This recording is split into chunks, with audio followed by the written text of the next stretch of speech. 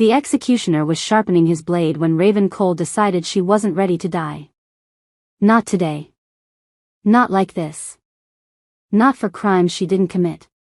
She pressed her back against the cold stone wall of her cell, listening to the rhythmic scrape of metal on stone echoing through the dungeon corridors.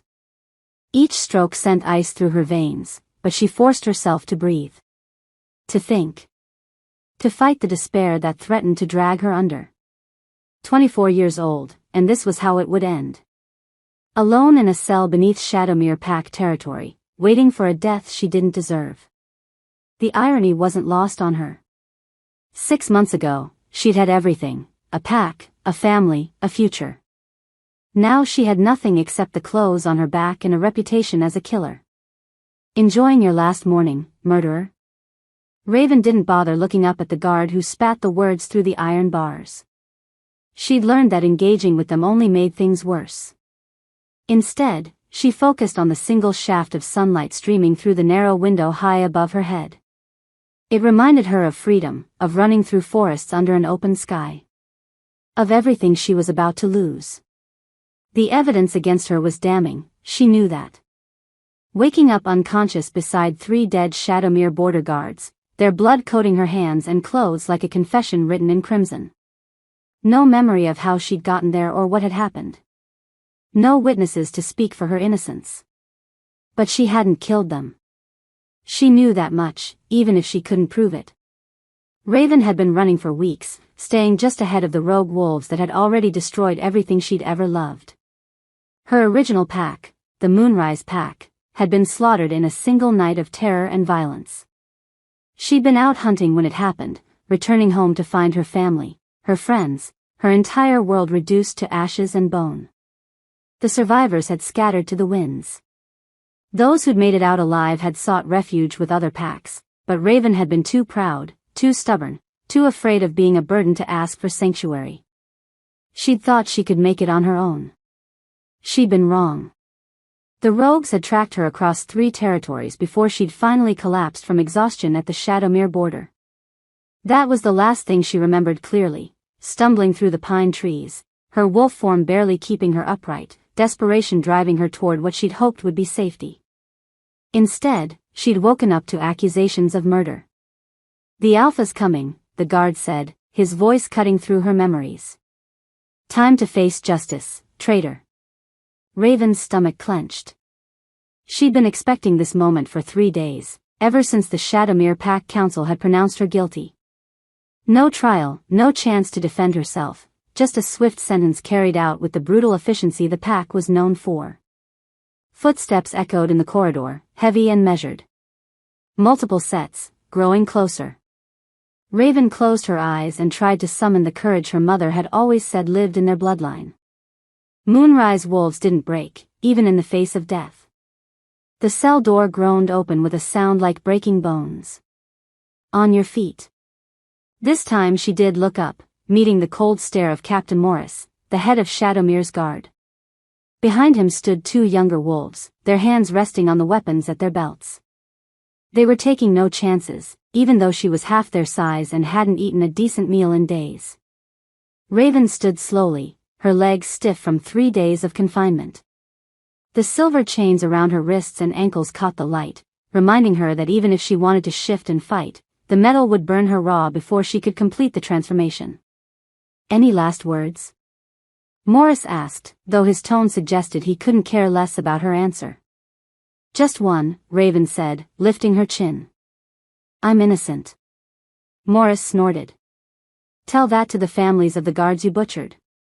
They flanked her as she walked, the chains making each step an exercise in careful balance. The corridor stretched ahead like a tunnel to hell, lit by torches that cast dancing shadows on the stone walls. She'd walked this path twice before, once when they brought her down here, and once when they dragged her up for the mockery they'd called a trial.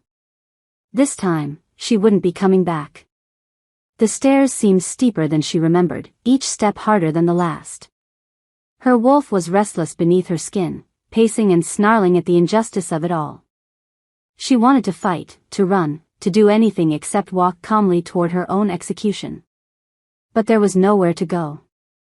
No one coming to save her. No miracle waiting at the end of this march. The great hall of Shadowmere Manor opened up before them, all dark wood and intimidating architecture. Pack members lined the walls like an audience at a particularly grim theater performance. Some watched with curiosity, others with barely concealed bloodlust. None with sympathy. At the far end of the hall, Alpha David Greystone sat in his high-backed chair like a king on his throne. He was an older wolf, silver-haired and sharp-eyed, with the kind of presence that commanded respect even from enemies. Beside him stood his son and heir, a younger version of the Alpha with the same ruthless intelligence.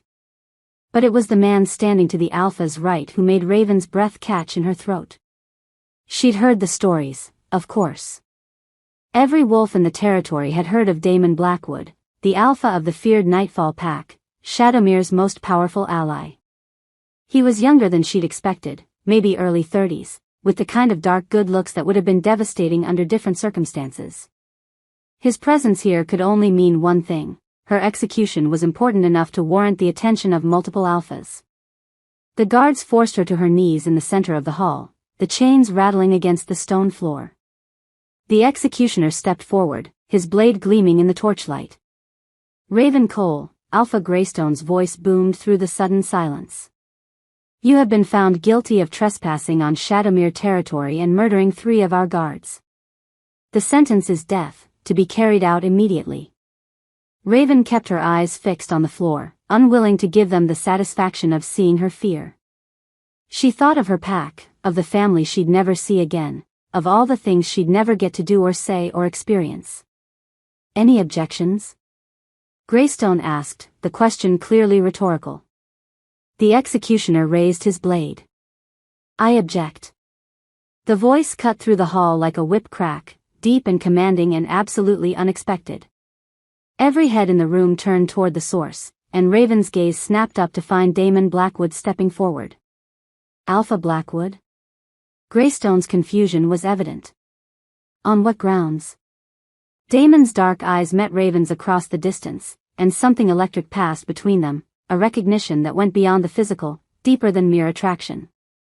Her wolf went completely still, as if sensing something significant in the air.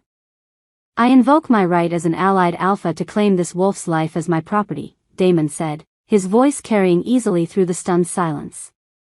"According to the ancient laws, her death belongs to me now." The hall erupted in shocked murmurs and whispered protests.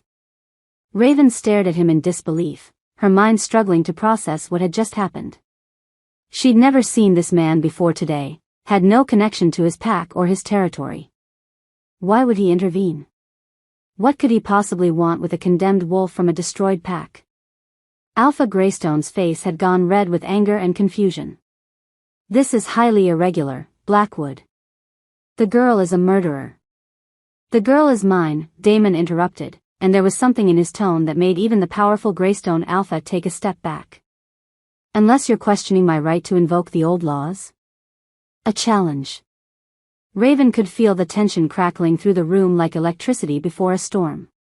To deny Damon's claim would be to suggest that Shadowmere didn't honor the ancient pack alliances, a political disaster that could shatter treaties and start wars. Greystone's jaw worked silently for a long moment before he nodded curtly. "Very well. The prisoner is yours, Alpha Blackwood. May you find whatever justice you seek." Damon moved toward her with predatory grace, and Raven found herself holding her breath. Up close, he was even more intimidating, tall and broad-shouldered, with the kind of contained power that spoke of absolute confidence in his own abilities. His scent hit her wolf senses like a physical blow, pine and smoke and something indefinably male that made her pulse quicken despite the circumstances. He stopped in front of her, close enough that she had to tilt her head back to meet his eyes. They were dark brown, almost black, and seemed to see straight through her. "On your feet," he said quietly, and something in his tone made it sound less like an order and more like a promise. Raven struggled upright, the chains making the movement awkward. She wanted to ask him why he'd done this, what he wanted from her, what happened now.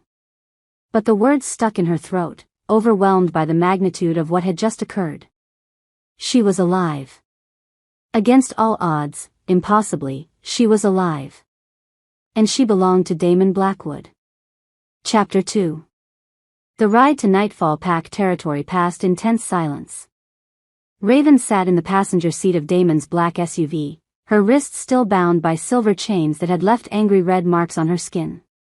She stole glances at her savior, or captor, she wasn't entirely sure which, as he navigated the winding mountain roads with the same predatory focus he'd shown in the Shadowmere Hall.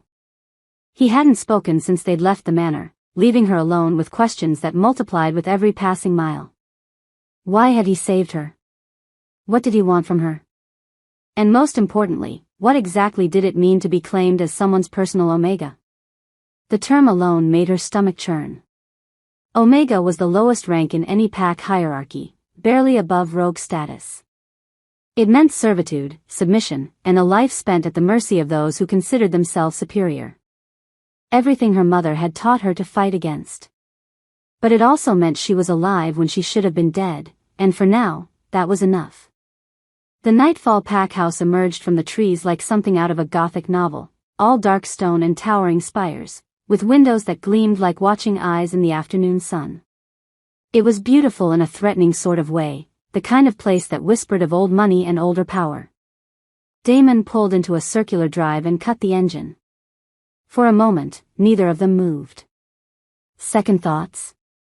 Raven asked, her voice hoarse from hours of silence.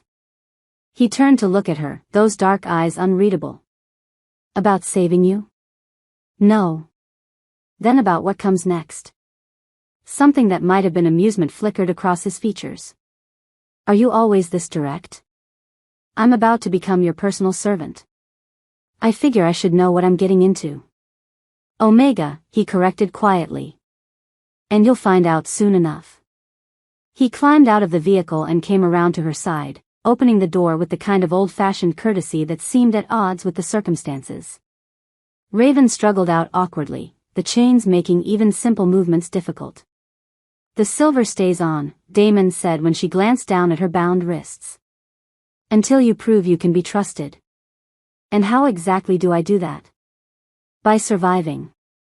Before she could ask what he meant by that cryptic response, the front doors of the pack house burst open. A man stalked toward them, his face twisted with barely controlled rage. He was tall and lean, with sandy hair and the kind of hard features that spoke of violence lived and survived. The beta, Raven realized. She could sense his rank in the aggressive set of his shoulders and the way other pack members who'd emerged from the house automatically gave him space. What the hell were you thinking? He snarled, stopping just short of challenging distance from Damon. That thing killed 3 of our allies' guards, and you bring her here? To our home? Careful, Kyle, Damon's voice was deceptively mild, but there was steel underneath it. You're questioning my judgment. Someone needs to. Kyle's pale eyes fixed on Raven with naked hostility. She's a murderer. A rogue. She doesn't belong here. She belongs to me now, Damon said, and there was something in the way he said it that made Raven's pulse quicken. That makes her pack. Anyone who has a problem with that can take it up with me directly. The threat hung in the air like a blade. Kyle's jaw clenched, but he stepped back. Whatever his feelings about the situation, he wasn't ready to challenge his alpha openly. The council won't stand for this, he said instead. They'll demand answers. Then they can ask me for them. In the meantime, Raven will be quartered in the Omega Wing and assigned duties accordingly. Damon's gaze swept the gathered pack members, most of whom were watching the confrontation with obvious fascination. Anyone who interferes with her work or attempts to harm her will answer to me personally. Are we clear? Murmurs of reluctant agreement rippled through the crowd, but Raven could feel the hostility rolling off them in waves. She was an outsider, a killer, a threat to their established order. Damon's protection might keep her alive, but it wouldn't make her welcome. Come, Damon said to her, turning toward the house. I'll show you where you'll be staying. The interior of the pack house was as impressive as the exterior, all gleaming hardwood and expensive furniture, with portraits of previous alphas lining the walls. Pack members stepped aside as they passed, their curious stares following Raven like physical touches. She kept her head up and her shoulders straight, refusing to give them the satisfaction of seeing her intimidate. The Omega wing turned out to be on the ground floor, far from the main living areas. The room Damon showed her to was small but clean, with a narrow bed, a dresser, and a window that looked out onto the pack's training grounds. Meals are served in the kitchen at 6, 12, and 7, Damon said, standing in the doorway. You'll eat with the other Omegas and receive your daily assignments there. Questions? Just one. Raven turned to face him, noting how he seemed to fill the small space with his presence. Why? Why what? Why save me? You don't know me. I'm nobody to you. So why risk your political alliance with Shadowmere to claim a condemned wolf? For a long moment, he just looked at her. Then he stepped closer, close enough that she could smell his scent again, that intoxicating mix of pine and smoke and something uniquely him. Maybe I believe in justice, he said quietly. And maybe you have an agenda I don't understand yet. His lips curved in what might have been a smile. Smart and suspicious. Good. You'll need both to survive here. He left without another word, and Raven heard the soft click of a lock engaging from the outside. Not a prisoner, then, but not exactly free either. She sank onto the narrow bed and finally allowed herself to really process what had happened. This morning she'd been facing execution. Now she was an Omega in one of the most powerful packs in the territory, bound to an Alpha who seemed to have his own mysterious motivations. It wasn't freedom, but it was a chance. And after everything she'd lost, a chance was more than she'd dared to hope for. The next morning brought her first taste of life as an Omega. The kitchen was a massive space that could have fed an army, which, considering the size of the Nightfall pack, it probably did. 3 other Omegas were already there when Raven arrived at 6 sharp, 2 women and a man, all of whom regarded her with varying degrees of wariness and curiosity. You're the new one, said the older of the 2 women, a gray-haired wolf with kind eyes and work-worn hands. I'm Martha. This is Elena and James. Elena was younger, maybe Raven's age, with dark hair and suspicious brown eyes. James looked to be in his 40s, quiet and watchful. Raven, she said simply. We heard about yesterday, Martha continued, ladling oatmeal into bowls. Quite the dramatic rescue. That's one way to put it. Elena snorted. More like quite the dramatic mistake. Half the pack wants you dead, and the other half wants to know what you did to bewitch the Alpha. I didn't do anything, Raven said, accepting a bowl from Martha. I'm as confused as everyone else. Well, confusion won't keep you alive here, Elena said sharply. You need to understand how things work.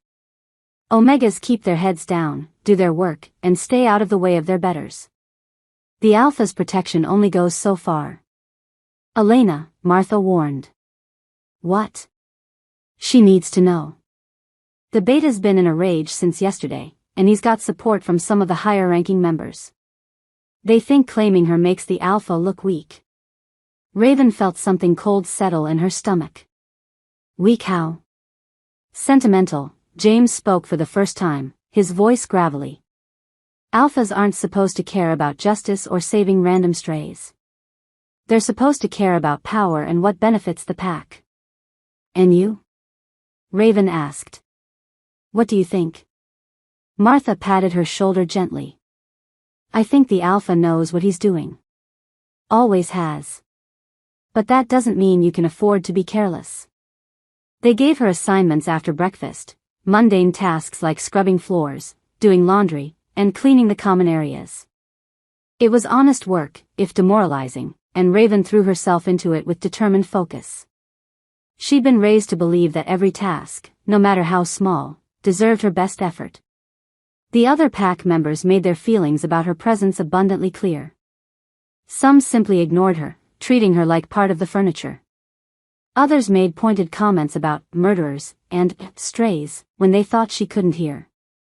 A few went out of their way to make her work harder, spilling drinks or tracking mud through freshly cleaned areas. Raven endured it all with gritted teeth and stubborn pride. She'd survived the destruction of her pack, weeks on the run, and 3 days in a Shadowmere cell. She could handle a few hostile wolves. By evening, she was exhausted but oddly satisfied. The work might be menial, but it gave her a purpose and a reason to get up in the morning. It was more than she'd had in months. She was heading back to her room after dinner when she heard raised voices coming from behind a partially closed door. She recognized Damon's voice immediately, along with several others she didn't know. The smart thing would be to keep walking, to mind her own business and avoid any appearance of eavesdropping. Instead, she found herself creeping closer to listen. Complete disaster waiting to happen, someone was saying. The northern packs are already probing our borders, and now this? Claiming a condemned murderer makes you look unstable, Damon. My decision-making isn't up for debate. Damon's voice was ice-cold. Raven Cole is under my protection, and that's final.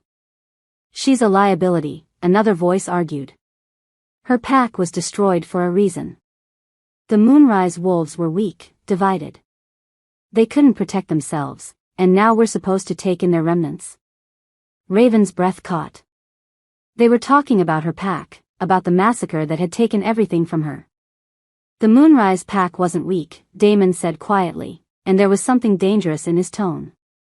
They were betrayed. Sold out to the rogues by someone who knew their patrol routes and defensive positions. Betrayed? The word came out in a shocked whisper from one of the council members. By who? That's what I intend to find out. And Raven Cole might be the key to getting those answers. Raven pressed closer to the door, her heart pounding so loudly she was sure they'd hear it. Betrayed? Her pack had been betrayed? The northern packs are mobilizing, Damon continued. 3 separate territories have seen rogue attacks in the past 6 months. Always the same pattern: inside information, coordinated strikes, total annihilation.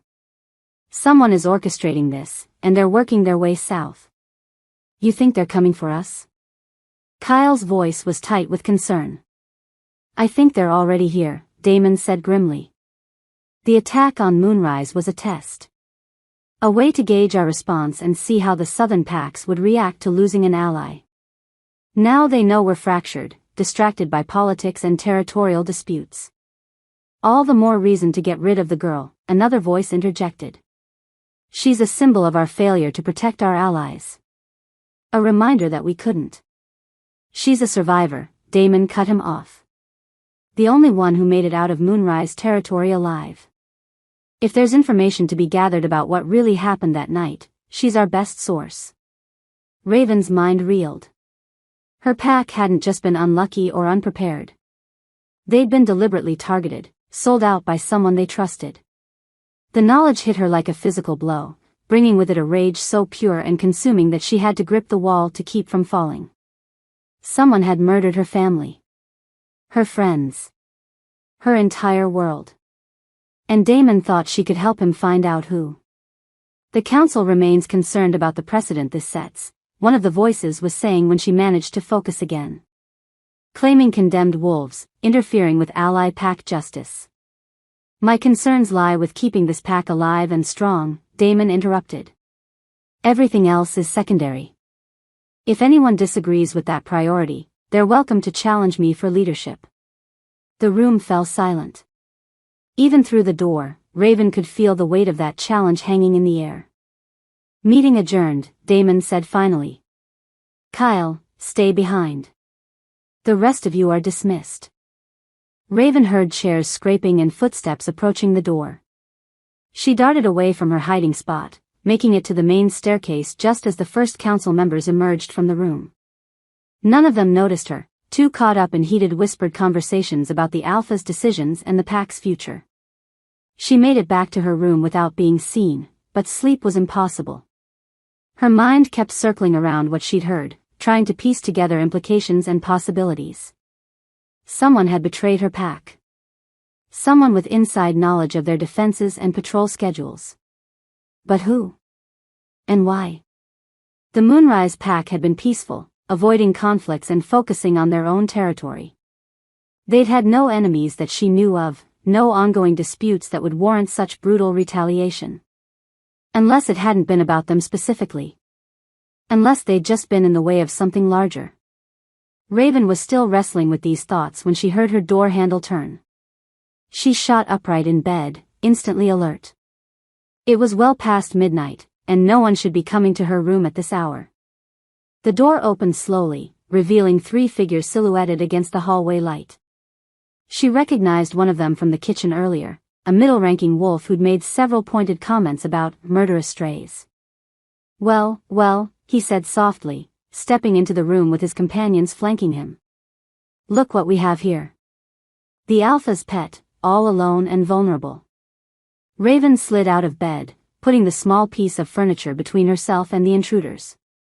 The silver chains were still locked around her wrists, making shifting impossible, but she could fight in human form if necessary. Get out, she said quietly. I don't think so, the leader said, closing the door behind them. See, we've been talking, and we decided the Alpha made a mistake yesterday. A big one. And sometimes, when Alphas make mistakes, loyal pack members have to clean up the mess. The Alpha's protection isn't here right now, one of the others finished with a nasty smile. Accidents happen, even in the pack house. Tragic, really. The condemned murderer trying to escape, falling down the stairs, breaking her neck. They spread out, cutting off any path to the door. Raven calculated distances and angles, looking for any advantage she could exploit. 3 against 1, all of them larger and stronger, her hands bound by silver that would burn if she tried to break free. Not great odds. But she'd faced worse. Last chance, she said, settling into a defensive stance. Walk away now, and I won't mention this to the Alpha.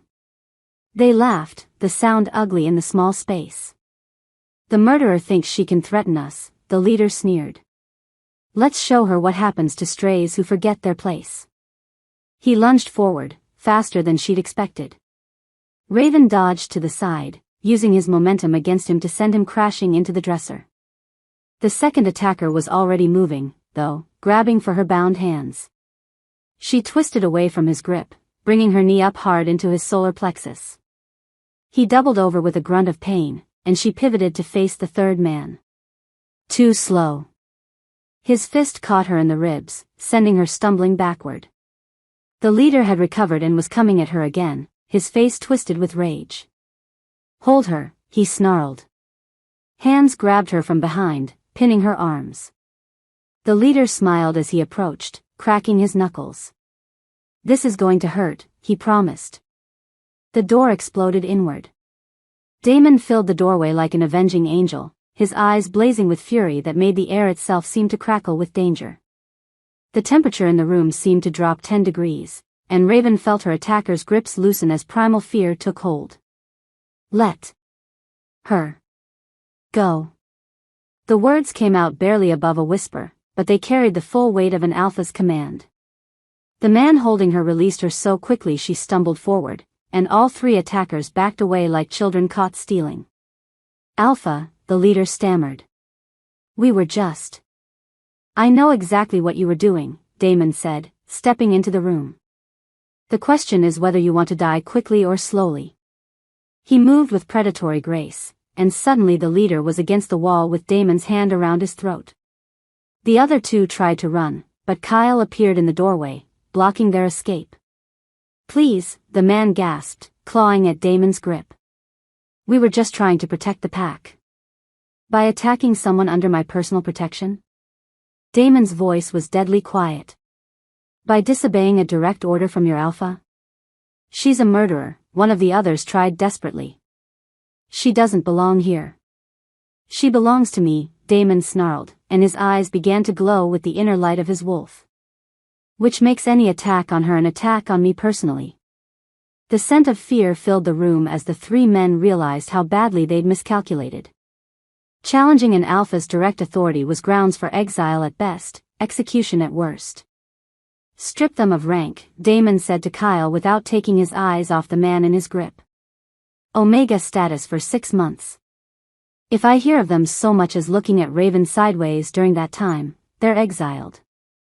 Alpha, please. Get them out of my sight, Damon said, releasing his hold. The man collapsed to the floor, gasping. Before I change my mind about letting them live. Kyle herded the 3 disgraced wolves out of the room, their protests and pleas fading down the hallway. Damon stood in the sudden silence, his chest rising and falling with controlled breaths as he reined in his wolf. "Are you hurt?" he asked finally, turning to look at Raven. She shook her head, not trusting her voice. The violence had been swift and brutal, but it was the fury in his eyes that left her shaken. He'd been ready to kill for her, 3 members of his own pack, without hesitation. "Good," he said simply. "It won't happen again." "How can you be sure?" "Because now they know the price of touching what's mine." The possessive words sent a shiver through her that had nothing to do with fear. She was his omega, his claimed property, but the way he said it made it sound like something more. Something important. "Why?" she asked again, the question that had been haunting her since yesterday. This time, he answered. "Because someone needs to pay for what happened to your pack," he said quietly. "And you're going to help me find them." Chapter 3. Raven woke to find a guard posted outside her door. Not just any guard, this was one of Damon's personal security detail, a massive wolf named Torres whose reputation for loyalty was matched only by his capacity for violence. He nodded respectfully when she emerged from her room, but the message was clear. No one would be getting close to her again without going through him first. "The Alpha wants to see you," Torres said, his voice a low rumble. "In his office. Now." Raven's stomach tightened. After last night's revelation about her pack's betrayal and his promise to find those responsible, she wasn't sure what to expect from this meeting. More questions about that terrible night? Demands for information she wasn't sure she possessed? The Alpha's office was on the 3rd floor of the pack house, in what was clearly the private section reserved for leadership. Torres led her through hallways lined with expensive artwork and photographs documenting the Nightfall Pack's long and bloody history. Warriors, territorial disputes, alliance ceremonies, all of it spoke to the kind of power and influence that had to be constantly defended. Damon was standing behind his desk when they arrived, studying a large map spread across its surface. Red pins marked various locations, connected by string in a pattern that suggested something far more complex than simple territorial boundaries. "Thank you, Torres," he said without looking up.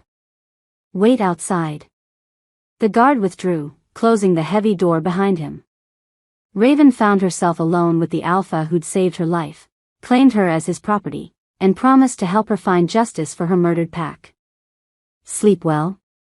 Damon asked, finally glancing up from his map. "As well as can be expected after nearly being murdered in my bed." "It won't happen again." There was absolute certainty in his voice. "I'm making some changes to your situation." "What kind of changes?" He gestured to the map. "First, you need to understand what we're dealing with. 3 neighboring packs, Ironwood, Ravencrest, and Blood Moon, have been pressuring our borders for months. They claim we're hoarding territory and resources, that the southern packs have grown too powerful." Raven moved closer to study the map.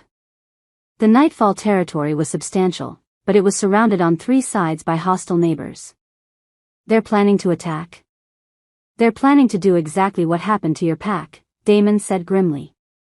"Coordinated strikes, inside information, total annihilation. The only difference is they're being more cautious with us because we're stronger than Moonrise was." "You think the same people who destroyed my pack are working with these 3? "I think someone is orchestrating a systematic takeover of the southern territories, and they're using a combination of rogue attacks and political pressure to achieve it." His finger traced the red string connecting various pins.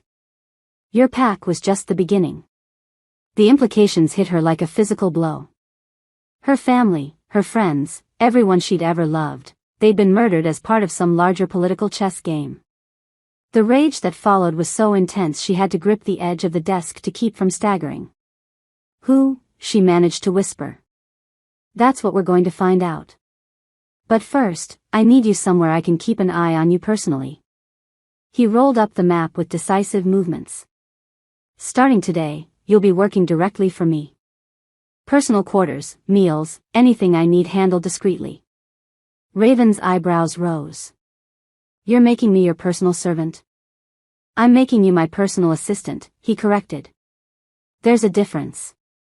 You'll have access to information others don't, and you'll be in a position to observe things that might help us piece together what really happened to your pack. It was a promotion of sorts, though she suspected it would come with its own dangers. And the pack's reaction to this new arrangement? Let me worry about the pack. His tone suggested the conversation was over, but Raven wasn't ready to let it drop. The beta, Kyle, he already thinks I'm a liability. Moving me closer to you is only going to make that worse. Kyle thinks a lot of things, Damon said dryly. Most of them wrong. But he's loyal, and that counts for more than perfect judgment. And your cousin? The one I heard arguing with you last night? Damon's eyes sharpened. You were listening longer than I thought. Long enough to know you have enemies in your own pack. People who think claiming me was a mistake. She met his gaze steadily. Moving me into your personal quarters is going to look like favoritism. It is favoritism, he said bluntly. You're under my personal protection, which makes you more valuable than most of the wolves in this pack. Anyone who has a problem with that can take it up with me directly. The possessive edge in his voice sent an unwelcome shiver down her spine. She'd been nobody for so long, a lone wolf, a condemned prisoner, a lowly omega. Having someone as powerful as Damon claim her so thoroughly was intoxicating in a way that scared her. When do I start? She asked. Now.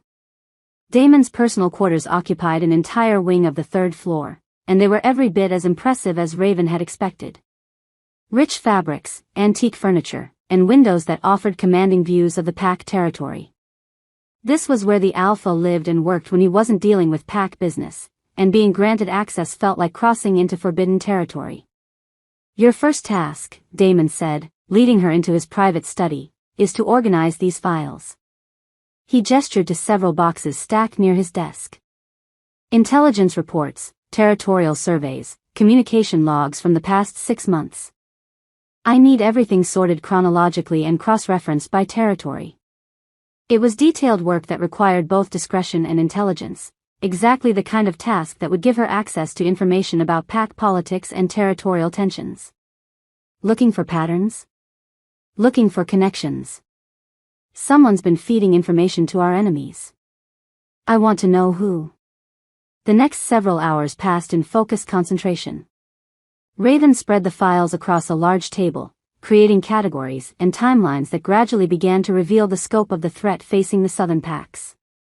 Communication intercepts showed increased coordination between previously unaligned territories. Patrol reports documented suspicious activity along borders that had been peaceful for years.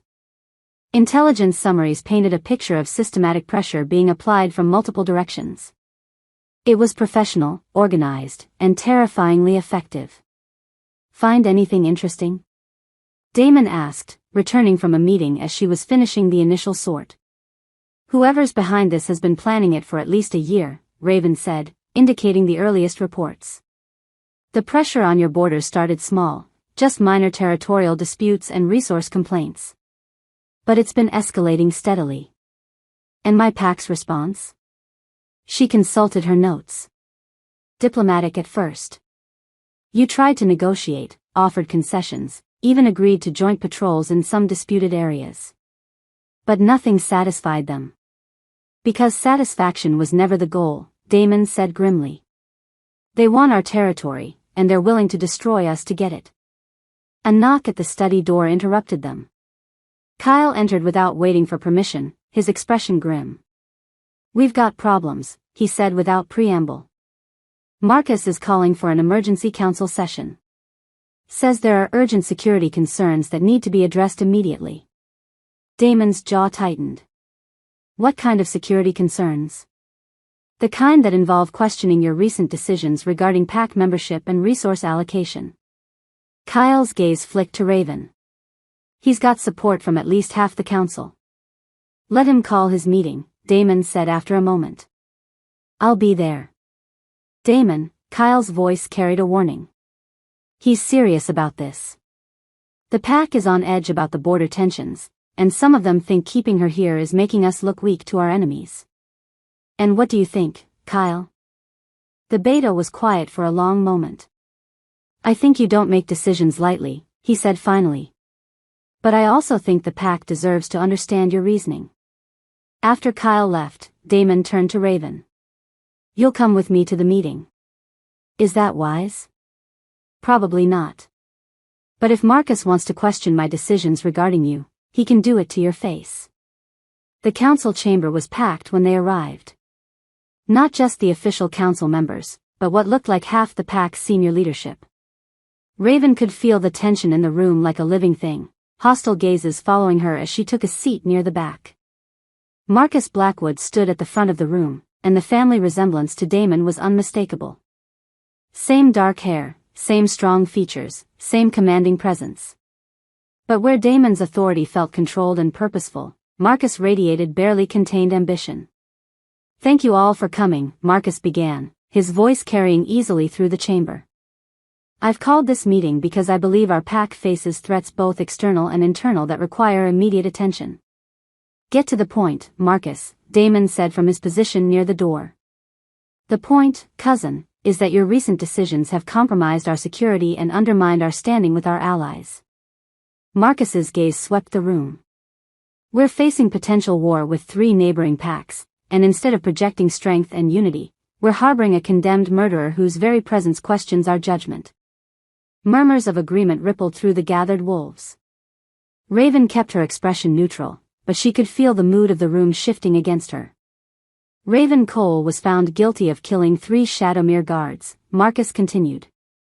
Yet our alpha chose to claim her, bringing a proven killer into our home, near our families. How does this serve the pack's interests? That's enough, Damon said, his voice carrying clear warning. No, it's not enough, Marcus shot back. The pack has a right to know why you're risking everything for a stranger. Some of us are beginning to wonder if your judgment has been compromised. The challenge hung in the air like a thrown gauntlet. Around the room, wolves shifted uncomfortably as they recognized the political implications of what was happening. Are you questioning my fitness to lead? Damon asked quietly. I'm questioning your priorities, Marcus replied. This pack has survived for over a century by making smart, strategic decisions. Harboring enemies and outcasts isn't strategic, it's sentimental. And if I told you that Raven Cole might be the key to identifying the traitor in our ranks? Damon's voice cut through the murmurs like a blade. Would that change your assessment of the situation? What traitor? The question came from several voices at once. The one who's been feeding information to our enemies, Damon said bluntly. The one who helped orchestrate the destruction of the Moonrise Pack. The one who's currently helping 3 neighboring packs plan our downfall. The room erupted in shocked protests and demands for details. Marcus looked genuinely surprised, his political maneuvering momentarily forgotten in the face of this revelation. That's a serious accusation, Kyle said from his position near the front. What evidence do you have? The same pattern of coordinated attacks, inside information, and systematic territorial pressure that destroyed Moonrise is being applied to us, Damon explained. Someone with access to our patrol schedules, defensive positions, and strategic planning is selling us out. And you think the murderer can help identify this traitor? Marcus's skepticism was obvious. How convenient that your pet prisoner suddenly becomes crucial to pack security. Raven had heard enough. She stood slowly, drawing every gaze in the room. I didn't murder anyone, she said clearly. But I know who did. The chamber fell silent. Even Marcus looked taken aback by her sudden intervention. The night my pack was destroyed, I was returning from a hunting trip, Raven continued, her voice steady despite the emotions churning inside her. I found 3 of our guards dead at the border, victims of the initial attack. But the 4th guard, Samuel, was still alive when I reached him. She could feel Damon's intense focus on her, could sense his surprise at this new information. Samuel was dying, but he was conscious. He grabbed my arm and told me he'd seen the attackers, that they weren't just rogues. He said there were pack wolves with them, wolves he recognized. Her voice caught slightly. He died before he could tell me their names, but his blood was all over my hands and clothes. Why didn't you mention this before? Kyle demanded. Because I passed out from shock and blood loss. When I woke up, Shadowmere guards were standing over me with their weapons drawn. They saw a stranger covered in their allies' blood and assumed the worst. Raven's gaze swept the room. Would any of you have reacted differently? Marcus recovered his composure first. A convenient story. But even if it's true, it doesn't change the fact that you're a liability. A condemned wolf with no pack, no allies, no value to our security. She has value to me, Damon said, and there was something dangerous in his tone. And last I checked, that was sufficient. Your personal interests aren't the same as the pack's interests, Marcus shot back. Some of us remember when alphas put duty before desire. The insult was clear, and the room collectively held its breath. Questioning an alpha's personal motivations was tantamount to challenging his fitness to lead. Damon took a step forward, and Marcus automatically stepped back. Careful, cousin. You're approaching territory you might not be able to retreat from. Am I? Marcus's confidence was wavering, but he pressed on. Because from where I stand, it looks like you're letting a pretty face and a sob story cloud your judgment. How do we know she's not the spy? How do we know she didn't help orchestrate her own pack's destruction? Because, Raven said quietly, the dying guard told me something else before he died. Something that makes it very clear who the real enemy is. Every eye in the room fixed on her. She could feel the weight of their attention, the importance of what she was about to reveal. He said the pack wolves fighting with the rogues were from the Northern Alliance, she continued. He said they were wearing Blood Moon pack colors. The silence that followed was deafening. Blood Moon was one of the 3 packs currently pressuring Nightfall's borders, one of their most aggressive neighbors. That's impossible, someone protested. Blood Moon has always claimed they had nothing to do with the rogue attacks. Because they're lying, Raven said simply. They've been using rogue proxies to attack packs they can't challenge directly, then denying involvement when questioned. Marcus's face had gone pale. Even if that's true, it doesn't explain why you were found unconscious at the scene. Raven felt something break inside her chest, the careful control she'd maintained finally cracking under the weight of memory and grief. Because I tried to save him, she whispered, and her voice broke on the words. Samuel was dying, but I thought if I could get him back to the pack house, maybe our healers could help him. I tried to carry him, but he was too heavy, and I was already injured from the attack. I collapsed halfway there. The tears came then, months of suppressed grief and trauma finally finding release. I wasn't running away from the scene. I was trying to get help. I was trying to save the last member of my pack who was still breathing. She sank back into her chair, her body shaking with sobs she couldn't control. But he died in my arms anyway. They all died, and I couldn't save any of them. The room was utterly silent except for the sound of her crying. When she finally looked up, she found Damon watching her with an expression she couldn't read. The Northern Alliance, he said quietly. She nodded, wiping her eyes. That's what Samuel called them. He said they'd been planning the attack for weeks, that someone had given them our patrol schedules and guard rotations. Someone from your pack? Or someone with access to that information from an allied pack? The implication hung heavy in the air. Someone who knew our defenses well enough to neutralize them. Damon was quiet for a long moment, processing this new information and its implications for his own pack's security. The meeting's over, he announced finally, his gaze sweeping the chamber. Everyone out except council members. As the room began to empty, Marcus approached them both. His earlier hostility had been replaced by what looked like genuine concern. If what she's saying is true, he said quietly, then we're all in more danger than we realized. It's true, Raven said, her voice still hoarse from crying. And if they destroyed my pack as a test run, yours will be next. Damon helped her to her feet, his hand warm and steady against her back. Which is why we're going to find them first, he said grimly. Before they have a chance to finish what they started. Chapter 4. The investigation began at dawn.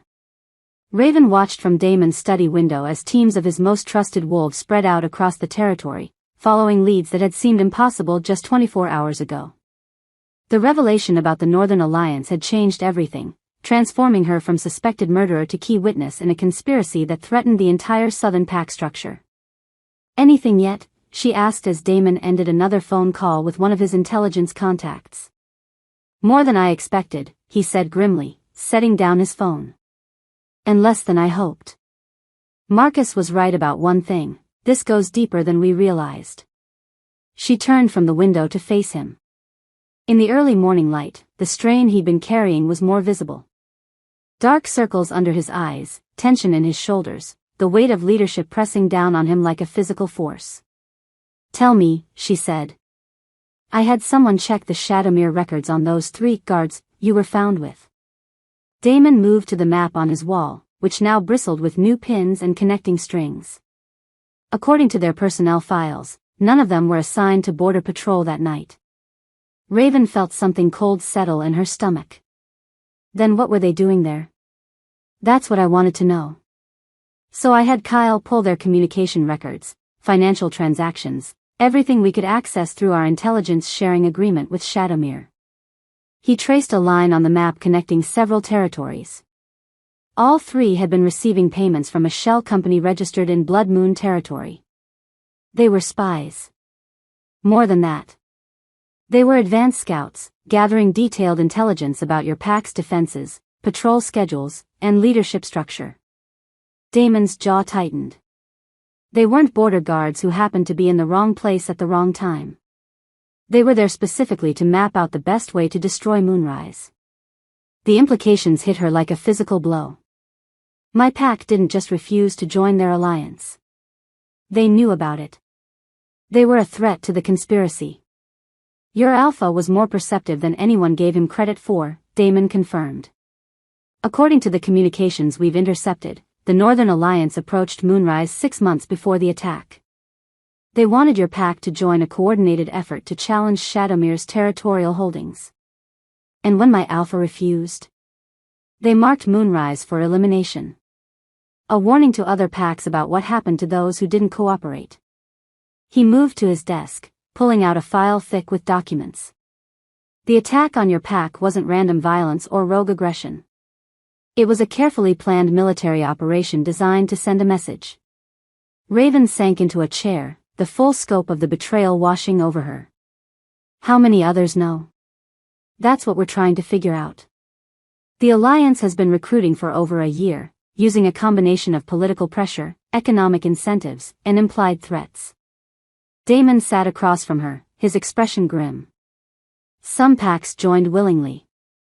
Others needed more persuasion. And the ones that couldn't be persuaded were eliminated. They worked through the morning, piecing together fragments of intelligence that painted a picture of systematic corruption and betrayal. Financial records showing suspicious payments to key pack members. Communication intercepts revealing coded discussions about territorial adjustments and leadership changes. Intelligence reports documenting increased coordination between previously hostile territories. It was professional, organized, and terrifyingly effective.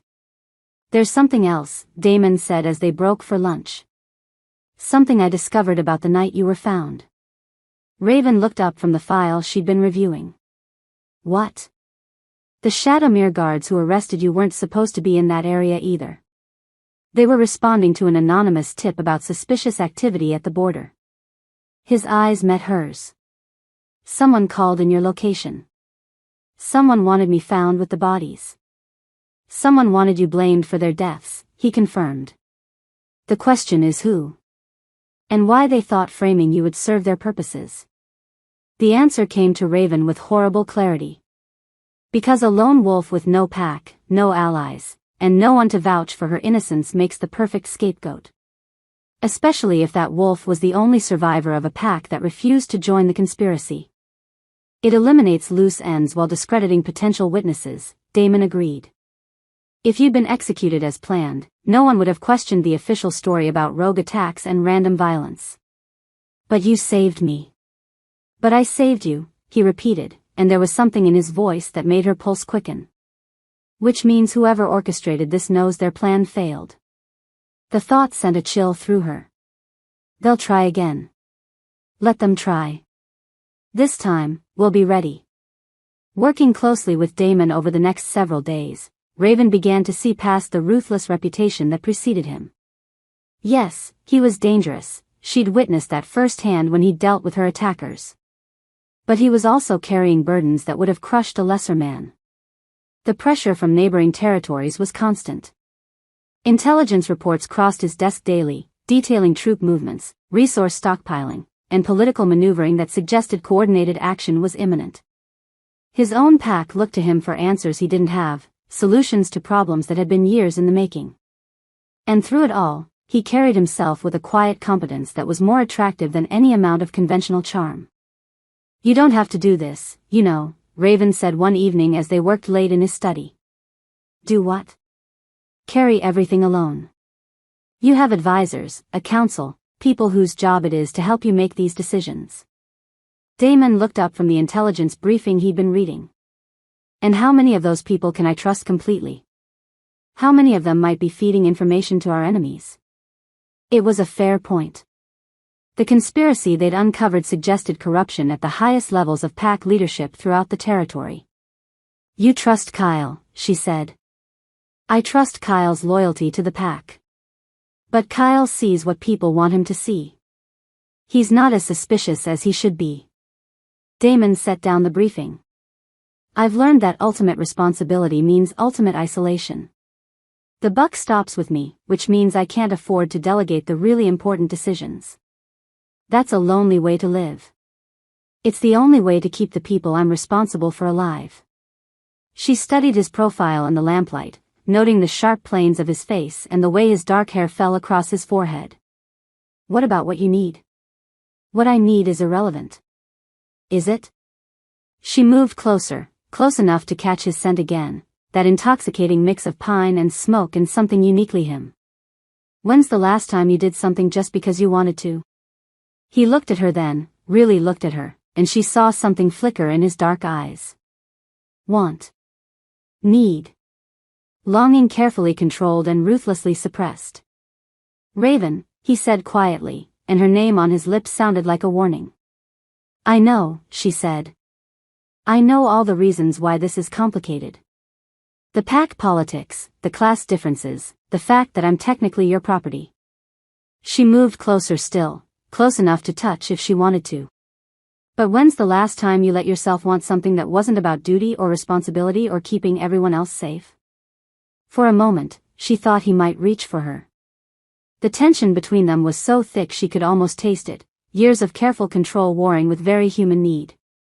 Then his phone rang, shattering the moment like glass. "Blackwood," he answered, his voice sharp with irritation. Raven moved back to give him privacy, but she could hear the tension in the conversation even without understanding the specific words. When he hung up, his expression was grim. "What is it?" she asked. "Kyle's team found something in the communication intercepts. Evidence of coordination between our enemies that goes back months." His jaw tightened. "And proof that someone in my inner circle has been feeding them information." The revelation hit the pack like a bomb. Within hours, Damon had called an emergency council session restricted to only his most trusted advisors.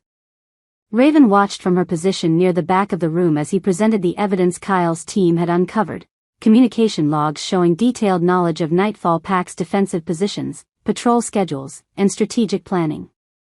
"Someone with access to our highest-level security briefings has been selling us out," Damon announced, his voice carrying clearly through the tense silence.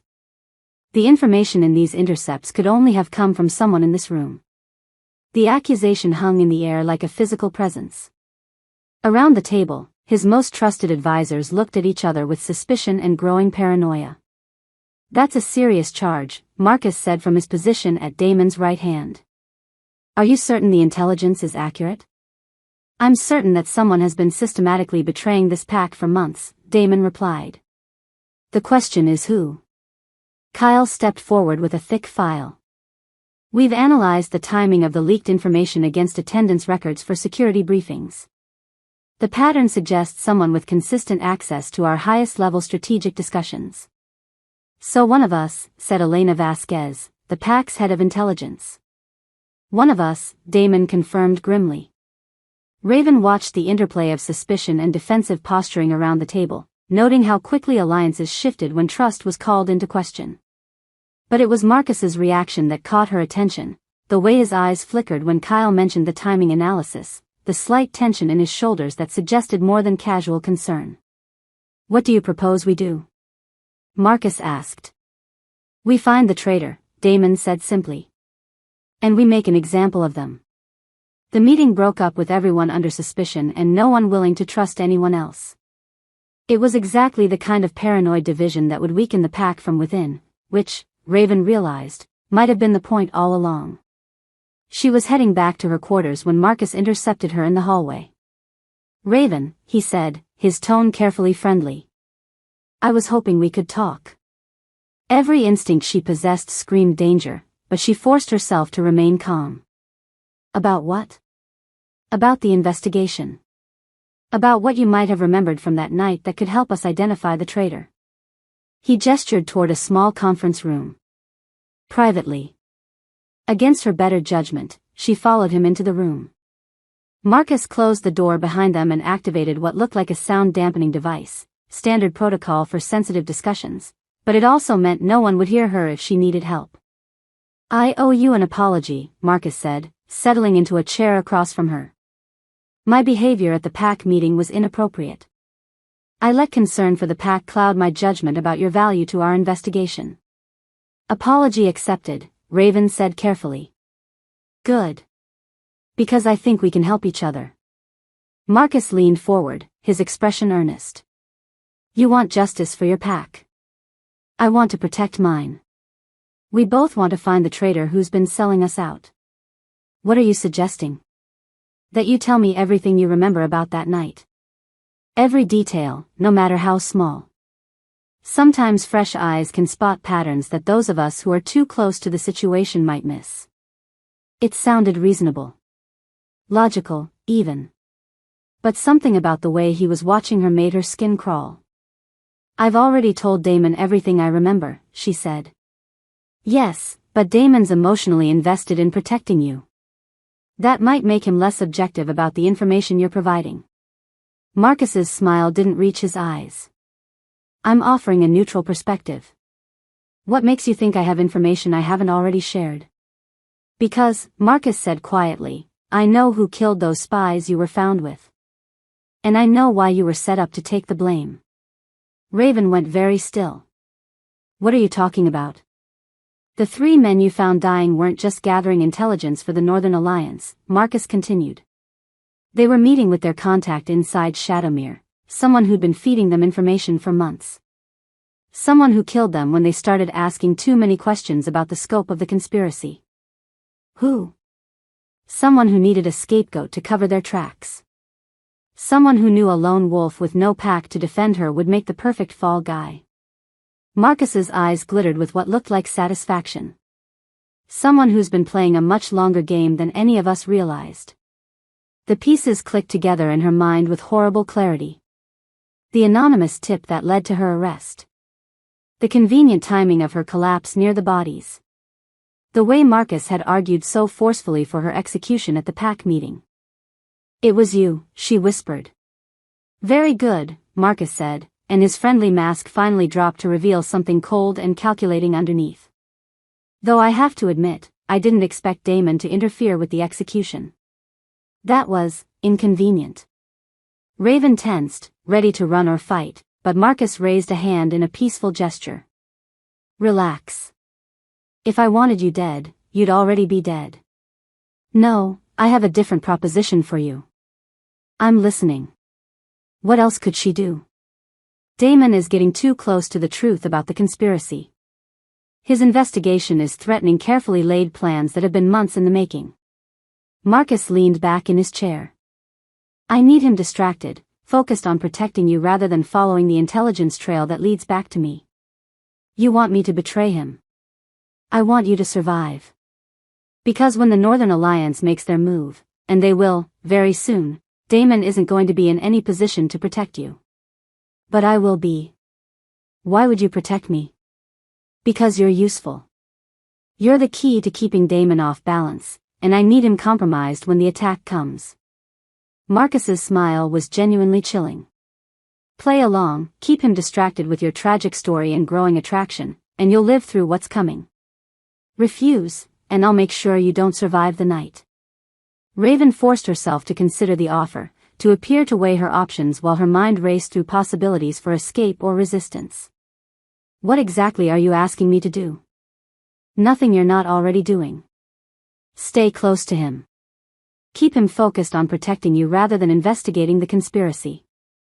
And when the time comes, make sure he's exactly where I need him to be. And if I refuse? Then you'll have an unfortunate accident before dawn.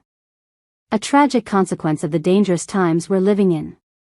Marcus checked his watch. I'll give you until tomorrow evening to decide. That should be enough time to consider your options. He stood to leave, then paused at the door. Oh, and Raven? Don't bother running to Damon with this conversation. Who do you think he'll believe, his treacherous cousin with years of loyal service, or the condemned murderer he's inexplicably decided to trust? After he left, Raven sat in the empty conference room, her mind reeling with the implications of what she'd learned. Marcus was the traitor. He'd killed the spies, arranged for her to be framed, and was now planning something that would put Damon in mortal danger. And she was the only one who knew. She made it back to her quarters without being seen, her mind working frantically to process everything Marcus had revealed. The Northern Alliance was planning an attack. Soon.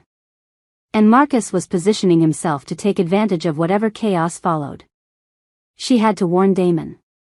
But Marcus was right about one thing: who would he believe? His cousin and Beta, or the woman he'd saved on what might seem like a whim? She was still wrestling with the problem when she heard voices in the hallway outside her room. Male voices, speaking in low tones that suggested they didn't want to be overheard. Confirmed for tomorrow night, one was saying. New moon, minimal pack defenses. And the Alpha's location? Marcus will make sure he's in his study. Isolated, vulnerable. Good. The Northern Alliance has waited long enough for their opening. After tomorrow, there won't be a Nightfall pack to stand in their way. Raven pressed herself against the door, straining to hear more, but the voices were already moving away. Tomorrow night. During the new moon, when their supernatural defenses would be at their weakest. Marcus wasn't just planning to betray Damon. He was planning to have him assassinated.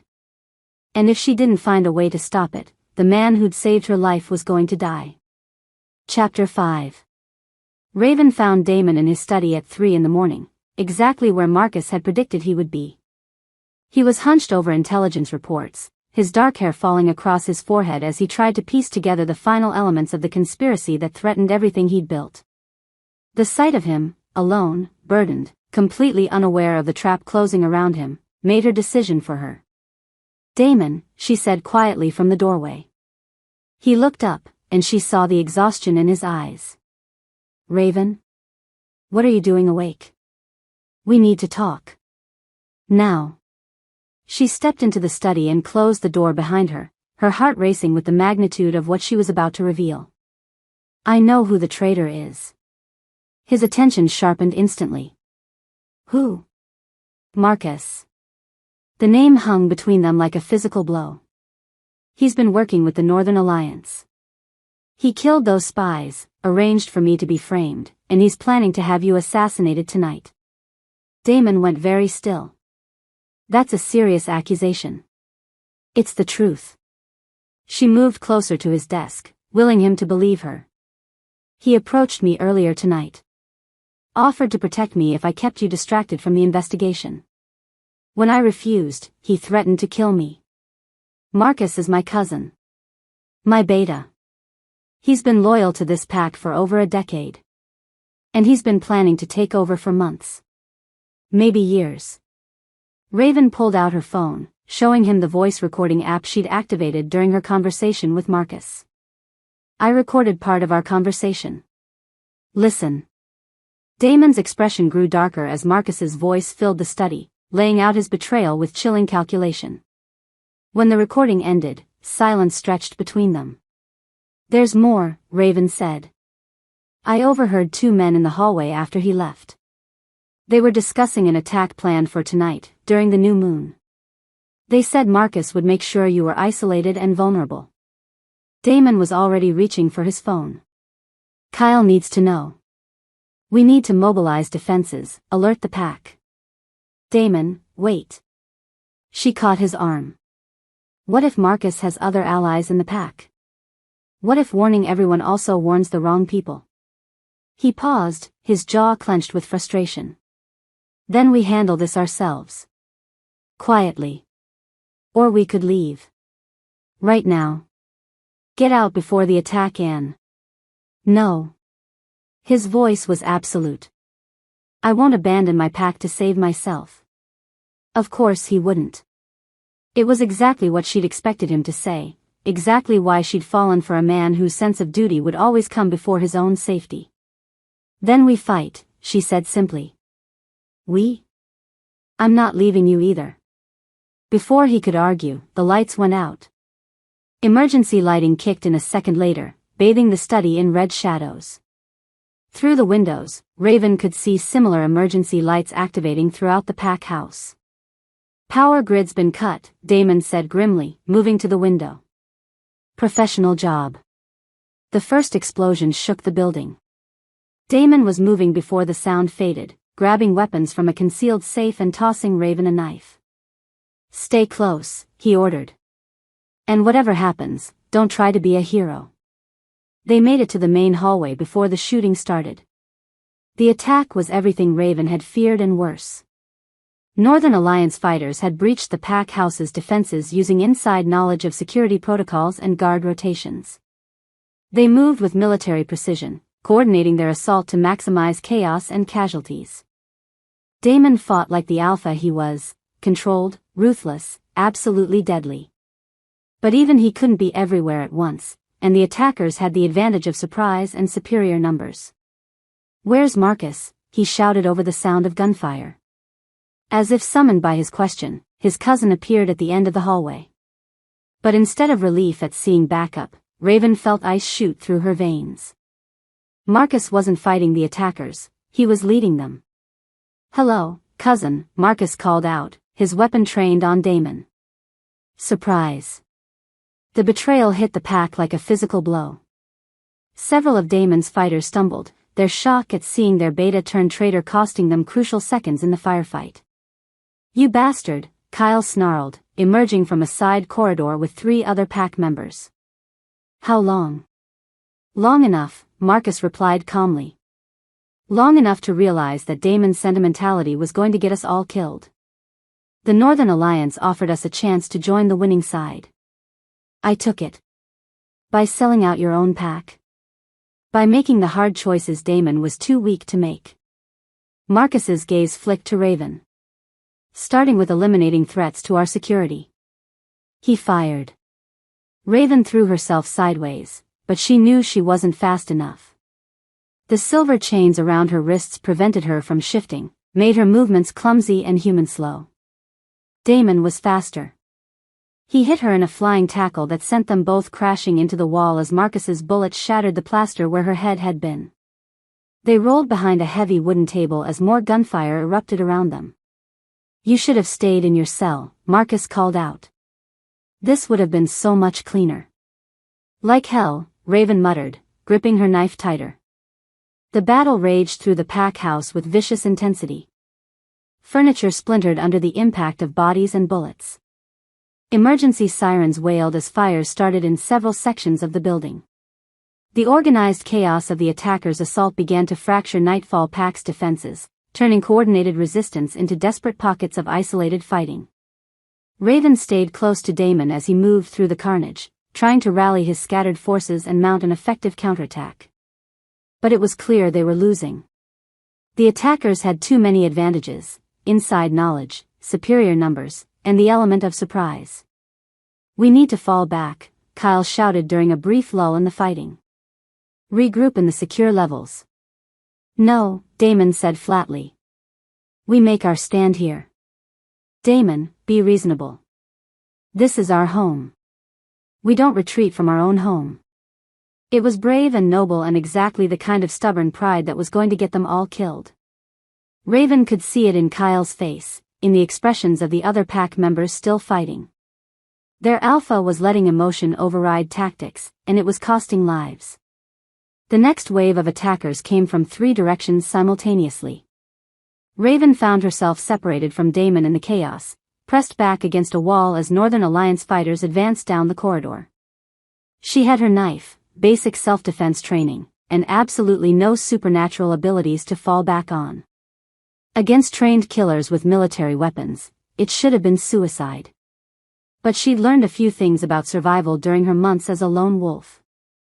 The first attacker underestimated her, expecting easy prey. She used his overconfidence against him, sliding under his guard to bury her knife in his thigh. He went down screaming, and she claimed his weapon before his partner could react. The second fighter was smarter, more cautious. But caution worked against him in close quarters. Raven fought dirty, using every trick she'd learned about fighting larger opponents. A broken bottle to the face. A knee to the groin. Anything that would keep her alive long enough to help Damon. She was reloading a captured weapon when she saw Marcus cornering Damon near the main staircase. "You always were too trusting," Marcus was saying, his gun aimed at his cousin's chest. "Too willing to believe the best of people. It's what made you weak. And betraying your own family makes you strong?" Damon replied, blood running from a cut on his forehead. "It makes me practical. The Northern Alliance is going to control this territory within the year. I chose to be on the winning side. You chose to be a coward." Marcus's face twisted with rage. "I chose to survive. Something you won't be doing." Raven moved without thinking. She launched herself from the shadows, tackling Marcus just as he pulled the trigger. The shot went wide, shattering a window, and they went down in a tangle of limbs. Marcus was larger and stronger, but she had desperation on her side. They rolled across the floor, fighting for control of the weapon. Marcus got his hands around her throat, squeezing with enough force to make her vision blur. She clawed at his arms, trying to break his grip, but the silver chains weakened her just enough to tip the balance in his favor. "You should have taken my deal," he snarled. Damon's fist connected with Marcus's jaw with the sound of breaking bone. Marcus released her and staggered backward, blood streaming from his mouth. Damon followed up with a combination that would have dropped most opponents, but Marcus managed to roll away and regain his footing. "You want to do this the hard way?" Marcus wiped blood from his lip. "Fine." He shifted. The transformation was violent and immediate, Marcus's human form dissolving into something larger, more predatory. His wolf was massive, nearly the size of a small bear, with silver-shot fur and eyes that burned with intelligence and malice. Damon shifted to meet the challenge, his own wolf emerging in a flow of power that made the air itself seem to crackle. He was slightly smaller than Marcus but moved with deadly grace, every muscle coiled for maximum efficiency. They circled each other in the destroyed hallway, 2 alphas preparing for a fight that could only end in death. Raven scrambled to her feet, still gasping from Marcus's chokehold. Around them, the battle continued to rage, but this confrontation had become the center of everything. Pack members on both sides stopped fighting to watch their leaders settle the question of dominance. The wolves launched themselves at each other with bone-crushing force. They were perfectly matched in skill and training, but Marcus had the advantage of treachery. Mid-fight, he broke away and grabbed something from his tactical vest, a weapon that gleamed silver in the emergency lighting. A silver knife. Designed specifically to kill werewolves. Damon realized the danger too late. Marcus was already moving, the blade aimed at his heart with surgical precision. Raven threw herself between them. The silver knife meant for Damon's heart took her in the chest instead. The pain was indescribable, liquid fire spreading through her veins, burning her from the inside out. Silver poisoning was agony beyond anything she'd ever experienced, and she felt her human form beginning to shut down under the assault. But she'd saved him. That was enough. Damon's roar of rage shook the building. What followed wasn't a fight, it was an execution. Damon tore into Marcus with a fury that bordered on insanity, his wolf driven by a primal need for vengeance that overwhelmed all other considerations. Marcus tried to defend himself, but he'd lost his weapon and his tactical advantage. Against an alpha driven by protective instinct, he didn't stand a chance. When it was over, Marcus lay in pieces across the hallway floor. The remaining Northern Alliance fighters, seeing their inside man dead and their plan in ruins, began a fighting retreat. They'd accomplished their main objective. Shadowmere Pack was bloodied, weakened, and divided. The attack might have failed, but it had cost them dearly. Damon shifted back to human form and knelt beside Raven, his hands shaking as he assessed her wound. The silver knife had gone deep, and silver poisoning was already spreading through her system. Raven, stay with me, he said urgently. Is it over? She whispered. It's over. You did it. You saved us. Good. Her eyes were already starting to close. That's good. She woke up 3 days later in the Pack's medical wing. The first thing she noticed was that the silver chains were gone. The second was that Damon was slumped in a chair beside her bed, looking like he hadn't slept since the attack.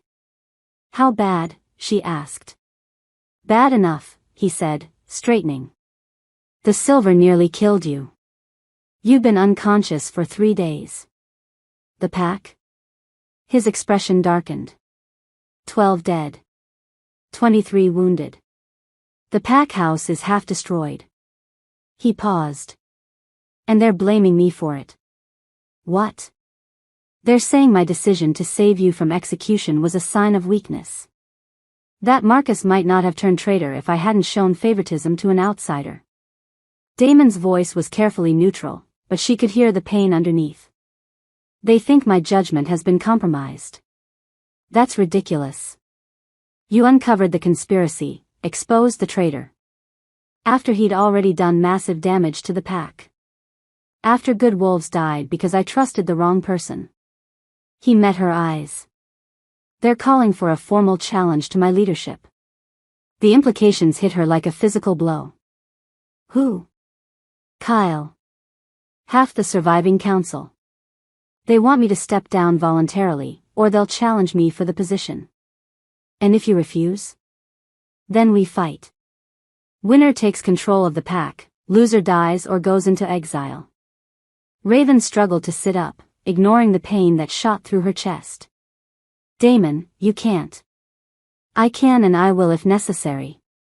But they've offered me an alternative. Something cold settled in her stomach. What alternative? Exile you. Permanently. Remove the source of a distraction that led to this disaster. His jaw clenched. Prove that I can put the Pack's interests above personal feelings. And you're considering it? I'm considering what's best for the Pack. What will keep the most people alive in the long run? The words hit her harder than any physical blow. After everything they'd been through, everything they'd discovered together, he was still willing to sacrifice her for political expediency. I see, she said quietly. No, you don't. He leaned forward, his dark eyes intense. You don't see that I'd rather die than send you away.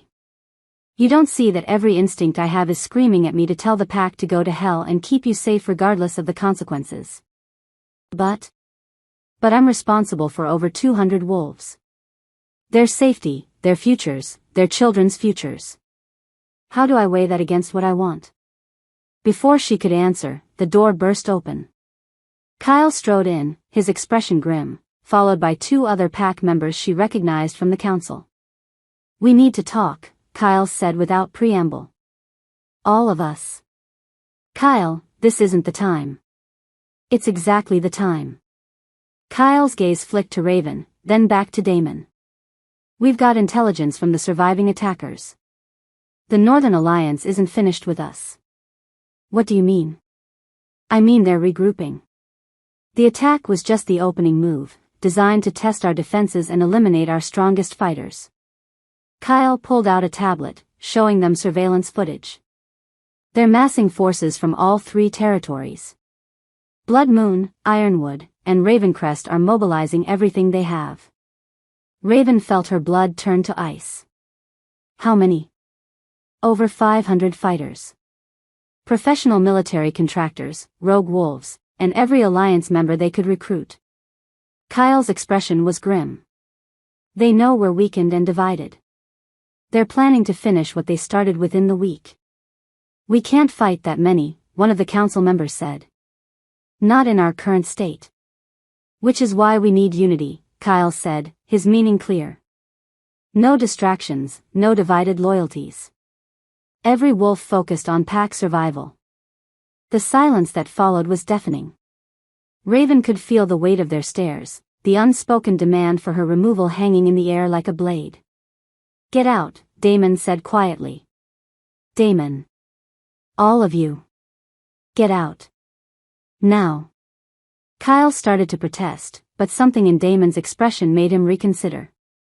He and the other council members filed out, leaving Raven alone with the man who held her fate in his hands. 500 fighters, she said finally. 500, he confirmed. And you think exiling me will somehow make your pack strong enough to face those odds? I think it might buy us the unity we need to survive. His voice was hollow. Kyle's right about one thing, we can't afford divided loyalties right now. So that's it? You're going to send me away to appease them? Damon was quiet for a long moment, and when he spoke, his voice was barely above a whisper. I don't know. The honesty of it was somehow worse than any lie would have been.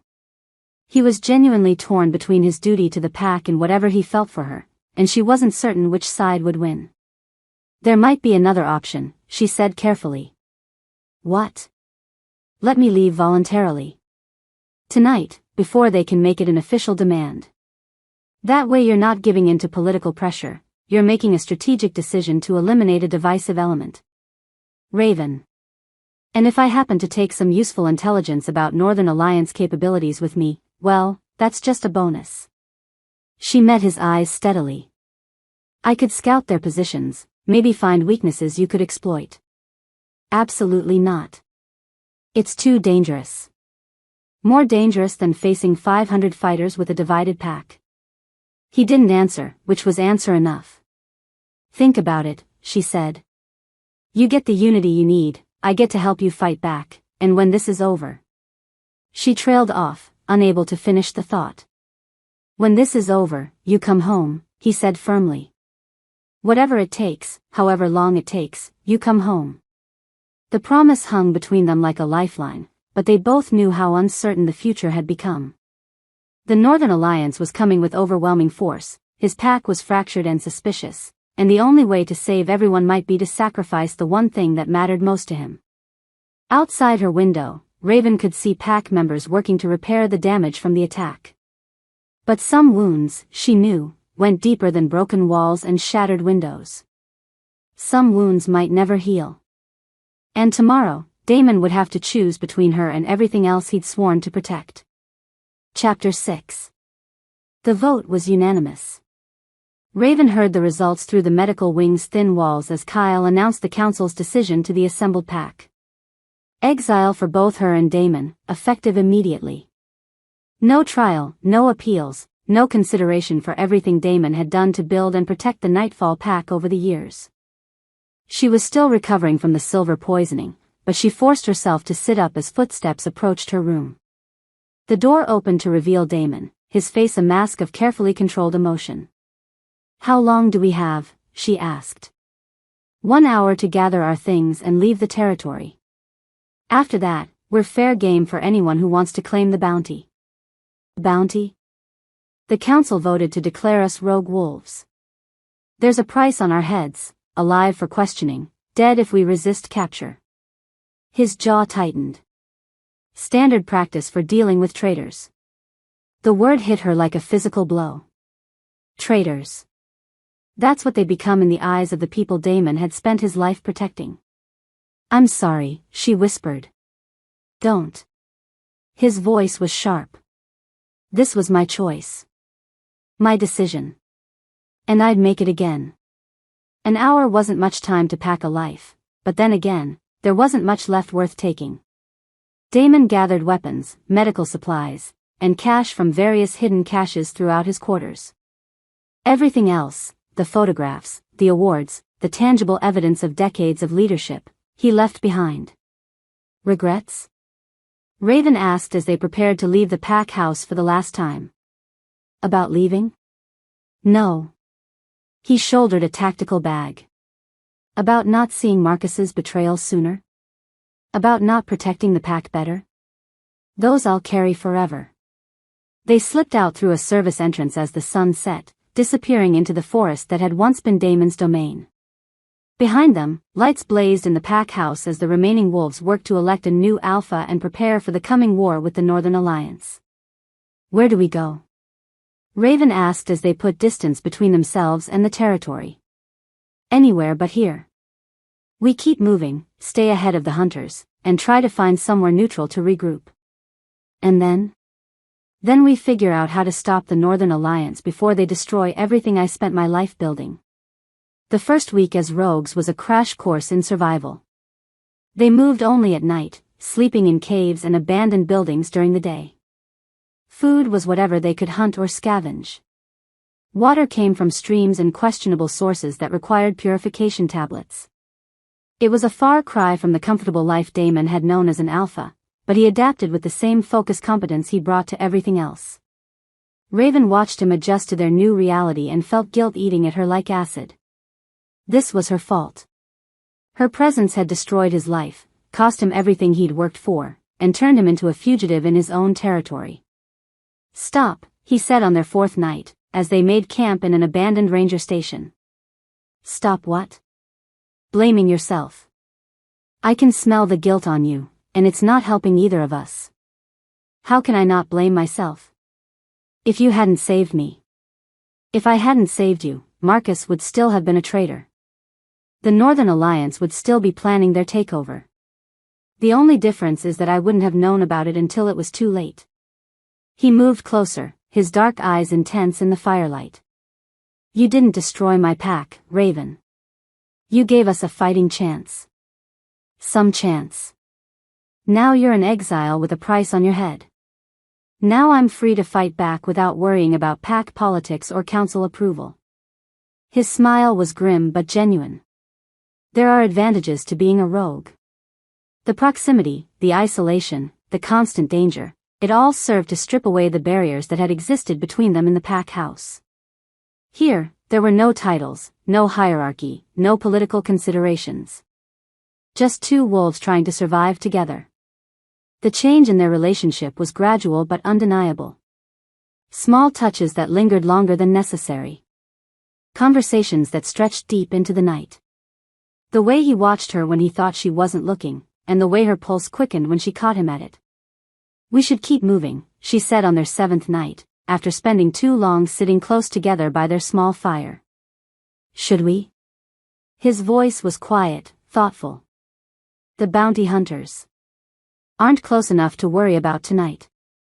He reached out, his fingers tracing the line of her jaw. When's the last time we stopped running? Really stopped, even for a few hours? She leaned into his touch, her eyes drifting closed. Damon. I know all the reasons this is complicated. I know we're fugitives, that we don't have a future, that tomorrow we might be captured or killed. His thumb brushed across her lower lip. But right now, tonight, none of that seems to matter. When he kissed her, it was with the desperate intensity of a man who'd lost everything except the woman in his arms. She kissed him back with equal fervor, pouring months of suppressed longing into the connection between them. They made love with the urgency of people who knew their time might be limited, every touch charged with the knowledge that tomorrow was never guaranteed. It was raw and honest and perfect in its imperfection, no silk sheets or romantic settings, just two souls finding solace in each other despite the chaos surrounding them. Afterward, they lay entwined by the dying fire, and for the first time since the attack, Raven felt something approaching peace. No regrets, she murmured against his chest. Only that it took exile and a price on our heads to get us here. 2 weeks into their fugitive existence, they encountered their first real hope. The Crescent Moon Pack controlled territory 200 miles north of the former Nightfall lands. They were known for their neutrality, their reluctance to get involved in territorial disputes, and their reputation for offering sanctuary to wolves in need. Alpha Garrett is old school, Damon explained as they approached the pack's border. He remembers when werewolf law meant something, when exile required actual crimes, not just political inconvenience. You think he'll help us? I think he'll at least hear us out. The border guards who intercepted them were professional but wary. Word of Damon's exile had spread through the werewolf community with typical efficiency, and his reputation preceded him. Alpha Blackwood, the lead guard, said respectfully. I'm afraid I'll need to escort you directly to Alpha Garrett. Pack security. They were brought to a large cabin that served as the pack's meeting hall, where Alpha Garrett waited with several of his senior wolves. He was an older man, gray-haired and weathered, with the kind of presence that spoke of decades of leadership. Damon Blackwood, he said, rising from his chair. I heard about the vote. Unfortunate business. Alpha Garrett. Thank you for seeing us. Well, I figured I owed you that much. Your pack and mine have had good relations over the years. Garrett's gaze shifted to Raven. This would be the woman who caused all the trouble. This would be Raven Cole, Damon corrected, his voice carrying a warning. The woman who helped expose a conspiracy that threatened every pack in the region. According to you. According to your former counsel, she's the reason 12 good wolves are dead. The tension in the room ratcheted up several degrees. Raven could see the other wolves shifting uncomfortably, their loyalty clearly divided between respect for Damon's past leadership and concern about harboring fugitives. Alpha Garrett, Raven said carefully, I understand your position. But the Northern Alliance isn't going to stop with Nightfall territory. They're planning a systematic takeover of the entire region. So I've heard. But that's a problem for the territorial packs to sort out. We've stayed neutral in these disputes for over 50 years. And how's that neutrality going to serve you when 500 Alliance fighters come for your territory? Damon asked bluntly. Garrett's expression darkened. Is that a threat? It's a reality. The Alliance doesn't want neutral neighbors, they want vassals or corpses. Eventually, they'll come for everyone. For a moment, Raven thought they might be making progress. Garrett looked genuinely troubled by the implications of what Damon was saying. Then one of his advisors leaned over and whispered something in his ear. I'm sorry, Garrett said finally. But I can't risk my pack's safety for 2 exiles, no matter how compelling their story. The bounty on your heads is substantial, and there are Alliance representatives in the area. My wolves have families to protect. So you're turning us away? I'm giving you a head start. 1 hour before I report your location to the authorities. Garrett's expression was apologetic but firm. It's the best I can do. They were escorted to the border in silence, their hopes of finding sanctuary crushed. As they disappeared back into the forest, Raven caught sight of several vehicles moving toward the pack house. The authorities Garrett had mentioned, arriving earlier than expected. They were never going to help us, she said as they put distance between themselves and Crescent Moon territory. No. But I had to try. Where to now? South. Away from the Alliance territories, away from anyone who might recognize us. Damon checked their supplies, calculating how long they could survive without resupply. There are smaller packs in the mountains. Independent, less connected to the political networks. Maybe we'll find someone willing to listen. But the next 3 attempts went even worse. Word of the bounty had spread, and their reputation preceded them everywhere they went. Some packs refused to see them at all. Others listened politely before politely declining to help. One actually tried to capture them for the reward money. By the end of their 3rd week as fugitives, they were running low on everything: food, medical supplies, hope. There's one more option, Damon said as they made camp in yet another abandoned building. The Silver Ridge Pack. They're small, isolated, and their alpha has no love for the Alliance territories. You know him? Her. Alpha Victoria. We had some dealings years ago. She's unconventional. They reached Silver Ridge territory just after dawn, exhausted and desperate enough to risk approaching during daylight hours. The pack lands were remote, tucked into a valley surrounded by mountains that made surveillance difficult. Alpha Victoria turned out to be a woman in her 40s with silver-streaked brown hair and the kind of sharp intelligence that missed nothing.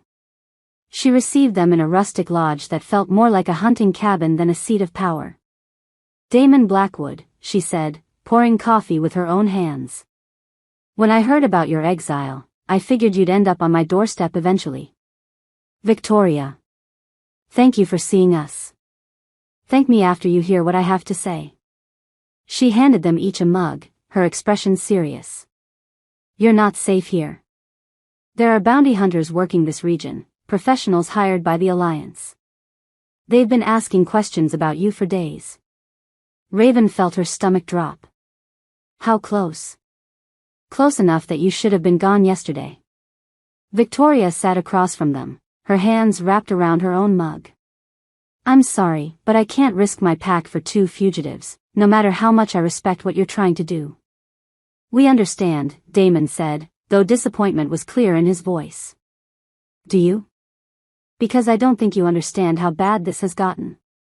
Victoria leaned forward. "The Alliance isn't just hunting you for the bounty. They want to make an example of you. Public executions, broadcast to every pack in the region. A message about what happens to those who oppose their new order." "We won't let ourselves be taken alive," Raven said quietly. "You might not have a choice. The team hunting you isn't ordinary bounty hunters, they're specialists. Led by a man named Hunter. He's never failed to bring in a target." Before anyone could respond, the lodge's security alarms began to wail. Victoria was on her feet instantly, moving to a window that overlooked the valley approach. Her face went pale as she scanned the terrain below. "Too late," she said grimly. "They're here." Through the window, Raven could see vehicles moving up the mountain road, black SUVs with tinted windows, moving with the kind of coordination that spoke of military training. "Back exit?" Damon asked. "Already covered. They've had us surrounded since dawn."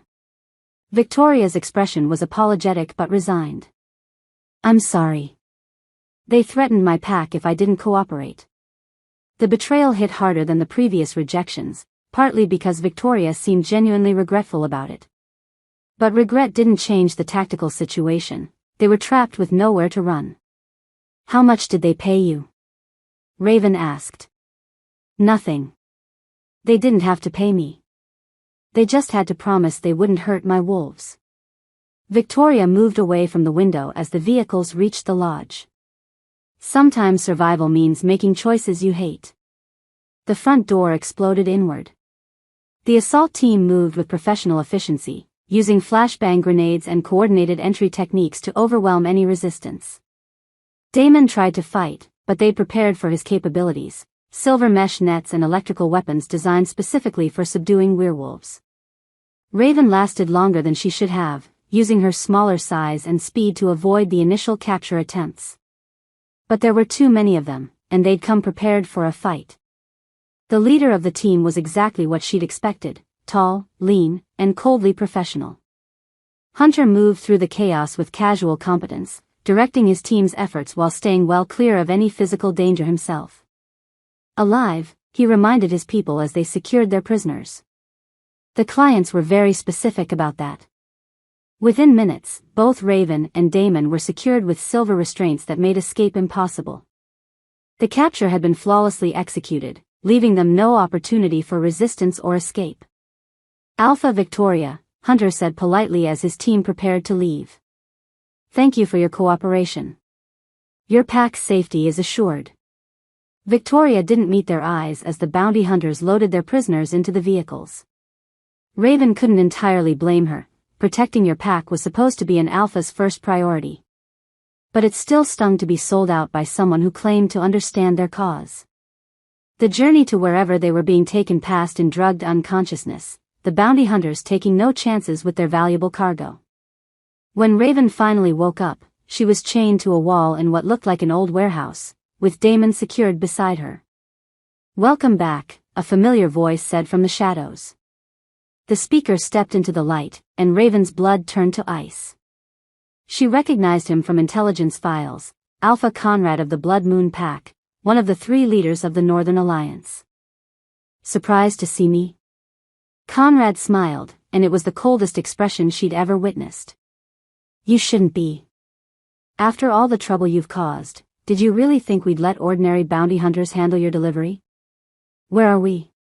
Damon asked, testing his restraints. "Somewhere safe. Somewhere we can take our time with the preparations." Conrad moved closer, studying them like specimens in a laboratory. "You see, simply killing you wouldn't serve our purposes. We need to make a statement, send a message to every pack in the region about what happens to those who oppose the new order." "What kind of statement?" "Public executions. Broadcast live to every pack leader from here to the Canadian border." Conrad's smile widened. "We're going to make examples of you." The once mighty alpha Damon Blackwood and his murderous mate, brought low by their own arrogance and sentiment. "No one will believe your propaganda," Raven said. "They'll believe what they see. Two rogues, captured and executed for crimes against the werewolf nation. It's a simple story, and simple stories are the most convincing." Conrad gestured to someone in the shadows, and two more figures stepped into the light. Alpha Xavier of Ironwood Pack and Alpha Morgan of Ravencrest, the other two leaders of the Alliance. Together, they represented the new power structure that was reshaping the regional werewolf community through violence and intimidation. "The ceremony will take place in 3 days, Conrad continued. "We're still finalizing the guest list, but I expect every major pack leader in the region will attend. Some voluntarily, others under duress, but all of them will witness what happens to those who stand against us." "And after that?" Damon asked. "After that, the remaining southern packs will fall in line or face the same fate. Within 6 months, we'll control territory from the Great Lakes to the Gulf Coast." Conrad's expression was triumphant. A new werewolf nation, united under Alliance leadership. He turned to leave, then paused at the edge of the light. "Oh, and don't bother trying to escape. This facility is specifically designed to hold werewolves, and we have guards posted around the clock. Even if you somehow manage to break free, where would you go? Every pack in the region either serves us or fears us. You have no allies, no sanctuary, no hope of rescue." As the Alliance leaders disappeared into the shadows, leaving them alone with their chains and their despair, Raven realized that Conrad was right. They'd reached the end of the road, with nowhere left to run and no one left to turn to. In 3 days, they would be executed in front of every werewolf leader in the region, their deaths serving as the final nail in the coffin of Southern Pack independence. Unless, somehow, they could find a way to turn their execution into something else entirely. Chapter 7.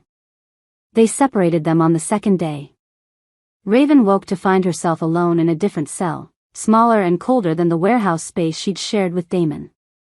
The walls were concrete, the floor was bare metal, and the only light came from a harsh fluorescent fixture that flickered intermittently.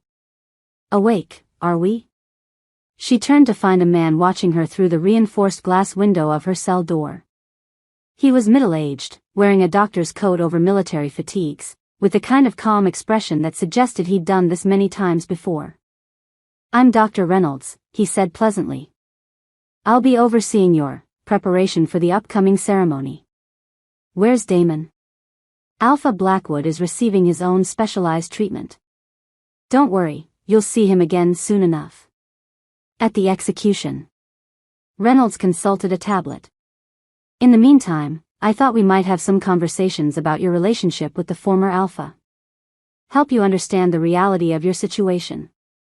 The next several hours were a masterclass in psychological warfare. Reynolds was skilled at his work, alternating between gentle reasoning and brutal truth in a way designed to break down her mental defenses. He showed her footage of the Nightfall Pack house, now occupied by Alliance forces.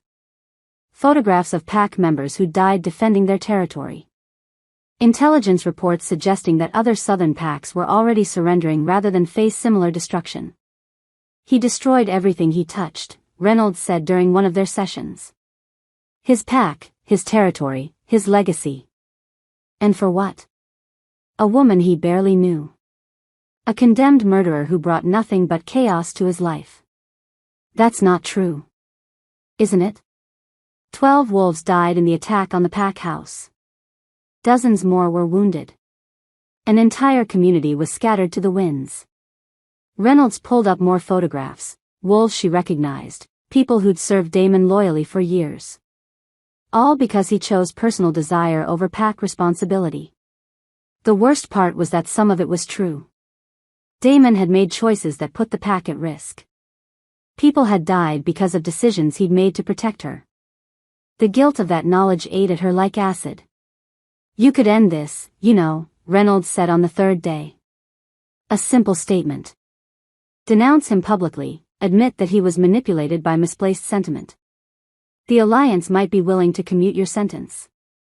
And let me live as what? A propaganda tool?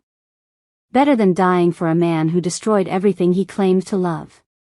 But Raven had seen deeper than Damon's ruthless reputation, had witnessed the impossible burdens he carried and the sacrifices he made for others. Whatever mistakes he'd made, they'd been born of honor, not selfishness. "Where I come from," she said quietly, "loyalty means something. Where you come from doesn't exist anymore. The Moonrise Pack is ashes. The Nightfall Pack is scattered. The old ways are dead." Reynolds leaned forward. "The Alliance is the future. The only question is whether you want to be part of that future or die clinging to the past." Meanwhile, 3 floors above, Damon was facing his own version of hell. They'd assigned him a different handler, a woman named Dr. Hartwell who specialized in breaking alpha personalities. Her approach was more direct than Reynolds', focusing on the weight of responsibility and the cost of failed leadership. "Tell me about the night your pack voted to exile you," she said during one of their sessions. "You already know what happened. I know the facts. I want to understand the emotions. How did it feel to watch everything you'd built turn against you?" Damon stared at the wall, refusing to engage with her games. "It must have been devastating," Hartwell continued. "Decades of service, of sacrifice, of putting the pack's needs above your own. And in the end, they chose political expedience over loyalty. They chose survival. Did they? Because from where I sit, it looks like they chose to blame you for problems that were bigger than any one alpha could handle." She consulted her notes. The intelligence reports suggest the conspiracy against the Southern Packs had been building for years. Marcus's betrayal predated your relationship with Raven by months. Yet somehow, she became the scapegoat for systemic failures. It was exactly the kind of reasoning that kept him awake at night, the questions that ate at his certainty about the choices he'd made. "You could have prevented all of this," Hartwell said softly. "If you'd executed her as planned, Marcus might never have revealed his true loyalties. Your pack would still be intact. Those 12 wolves would still be alive. And the conspiracy would have succeeded without anyone knowing about it. Perhaps. But your pack would have survived. Isn't that what matters? Isn't that your primary responsibility as an alpha?" Damon thought about Raven, chained somewhere in this facility, facing her own psychological torment because of choices he'd made. The guilt of that knowledge was almost unbearable. "She's going to die because of you," Hartwell pressed. "An innocent woman who survived the destruction of her entire pack, only to be destroyed by your inability to put duty before desire. She's not innocent. She's the strongest person I've ever known. Strong enough to survive what's coming. Because the Alliance has plans for her execution. Specific, detailed plans designed to send a message to anyone who might consider opposing their authority. The implications hung in the air like a physical weight. Whatever they were planning for the public execution, it wouldn't be quick or merciful. You could save her, Hartwell said. A simple statement denouncing your relationship as a moment of weakness. Admit that your judgment was compromised, that you see now how your personal feelings endangered the pack. They might be willing to commute her sentence. At what cost? Does it matter? She lives. That's what you want, isn't it? It was exactly what he wanted, and exactly what he knew Raven would never accept. She'd rather die with her honor intact than live as a symbol of his supposed weakness. On the morning of the 4th day, everything changed. Raven was awakened by explosions somewhere in the facility. Emergency alarms wailed as the lights went out, replaced by red emergency lighting that cast everything in hellish shadows. "What's happening?" she called out to Reynolds, who was frantically working his tablet. "Rescue attempt," he said grimly. "Your former pack members, apparently. Loyal to the end." Hope bloomed in her chest for the first time in days. Some of the Nightfall Wolves had come for them, had risked everything to mount a rescue operation. The sounds of fighting grew closer, gunfire, shouting, the crash of breaching charges. Then her cell door exploded inward, and a familiar figure appeared in the smoke. Raven. Torres, Damon's former bodyguard, reached for her restraints. "We're getting you out of here." "How did you find us?" "Tracked the bounty hunters, followed the money trail." He worked quickly to free her from the silver chains. The whole thing stank from the beginning. Kyle finally realized he'd made a mistake. They made their way through corridors filled with smoke and chaos, following Torres and two other Nightfall Wolves she recognized. Behind them, she could hear Reynolds shouting orders to facility guards, coordinating a response to the unexpected assault. "Where's Damon?" she asked as they reached a stairwell. "3 floors up. Team 2 is extracting him." Torres checked his weapon. "We'll rendezvous at the north exit." They climbed through a facility that was rapidly descending into chaos. Alliance guards were responding to multiple breach points, their defensive coordination breaking down under the coordinated assault. It was exactly the kind of operation Damon would have planned, fast, violent, and aimed at overwhelming the enemy's ability to respond effectively. Too effective, Raven realized as they reached the 3rd floor. Too well coordinated for a desperate rescue attempt mounted by exiled wolves with limited resources. "Torres," she said carefully. "How did you know exactly where we were being held?" "Intelligence sources." "Kyle's got contacts throughout the Alliance territories." "Kyle's leading this operation?" "Kyle's coordinating." He realized he made a mistake with the exile vote. Torres gestured down a corridor. "This way." But something felt wrong. The facility's defensive response was too disorganized, too easily overwhelmed. As if they'd known the attack was coming and positioned their forces accordingly. They found Damon in a corridor near the north exit, surrounded by his rescue team. He looked like hell, for days of psychological warfare had taken their toll, but he was alive and mobile. "Raven." Relief flooded his voice as he pulled her against him. "Are you hurt?" "I'm fine. But something's wrong about this." The trap was sprung with military precision. Alliance forces emerged from concealed positions throughout the corridor, surrounding the rescue team with overwhelming firepower. The Nightfall Wolves found themselves caught in a crossfire, their escape routes cut off by enemies who'd been lying in wait. "Drop your weapons," a familiar voice commanded. Kyle stepped out of the shadows, flanked by Alliance soldiers. His expression was apologetic but determined. "I'm sorry it had to be this way," he said to Damon. "But the pack needed closure. The surviving members needed to see that your supporters would face the same fate as their leader."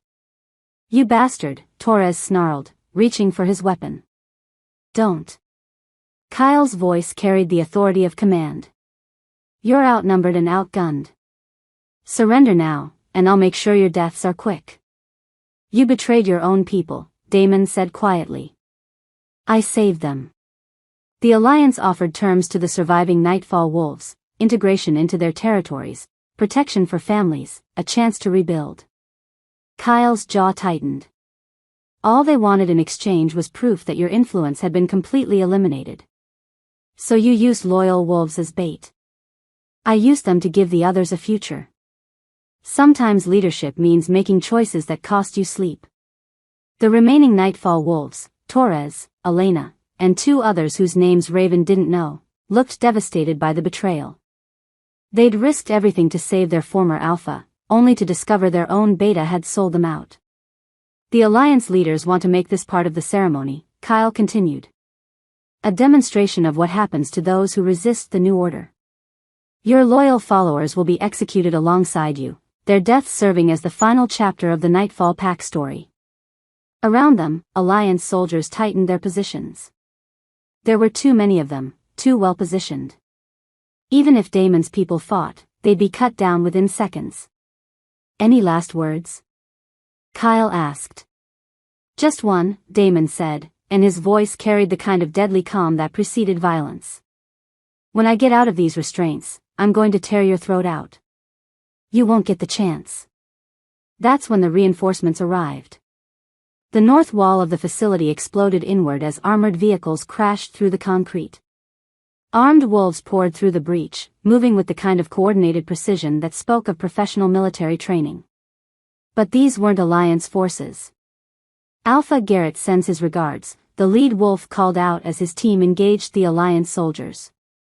More explosions echoed through the facility as additional teams breached from different directions.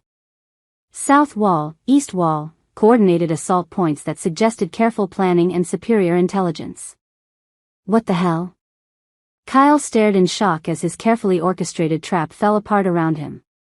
Backup plan, Damon said grimly, working at his restraints as the firefight erupted around them.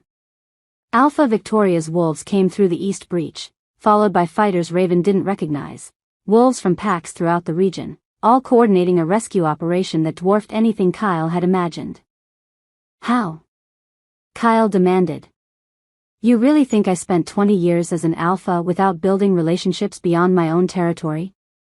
Damon's restraints finally gave way, and he claimed a weapon from a fallen Alliance soldier. You think I didn't have contingency plans for exactly this kind of situation? The battle for the facility was brief but vicious. Alliance forces, caught between multiple assault teams and fighting on ground they'd thought was secure, found themselves overwhelmed. Kyle tried to coordinate a defense, but his authority meant nothing to wolves who'd never served under him. Within minutes, the Alliance soldiers were either dead or in retreat. Kyle himself was backed against a wall, facing Damon with nothing but a sidearm and rapidly depleting options. You always were too trusting, Kyle said, echoing words Damon had heard before. Too willing to believe in loyalty that doesn't exist. And you were always too willing to sacrifice others for what you thought was practical. Damon approached his former beta with predatory focus. The difference is, real loyalty exists when it matters most. He gestured around the ruined facility, where wolves from a dozen different packs were working together to secure the area and evacuate the wounded. Alpha Garrett decided neutrality was a luxury he couldn't afford, Damon explained. Alpha Victoria realized the Alliance would come for her eventually anyway. Others came to the same conclusion. Through the breached walls, Raven could see more vehicles arriving, pack leaders and fighters from throughout the region, all converging on this remote facility for a rescue operation that had become something much larger. They're not here just for us, she realized.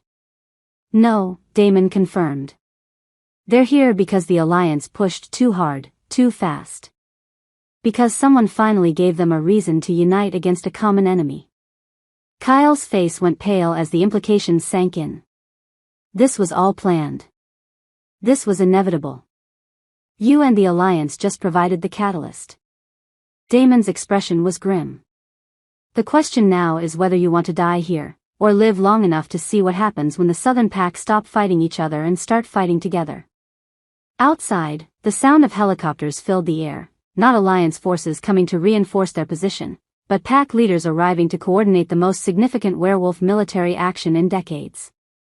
The Northern Alliance had wanted to make an example of two exiles. Instead, they'd sparked a revolution that would reshape the entire regional power structure. And at the center of it all, Raven and Damon stood together, no longer fugitives or outcasts, but symbols of resistance against tyranny that had finally united their people against a common enemy. Chapter 8. The gathering at Thornfield Meadows was unlike anything the werewolf territories had seen in generations. 12 pack leaders had answered the call, representing territories from the Great Lakes to the Gulf Coast. They came with their fighters, their advisors, and their determination to end the Northern Alliance's reign of terror once and for all. What had started as a rescue mission had evolved into something far more significant, a unified response to tyranny that threatened every independent pack in the region. Raven stood beside Damon on a rise overlooking the temporary camp, watching wolves from a dozen different territories work together to prepare for what everyone knew would be the decisive battle. The sight should have been encouraging, but she couldn't shake the feeling that too much blood had already been spilled for their cause. Second thoughts?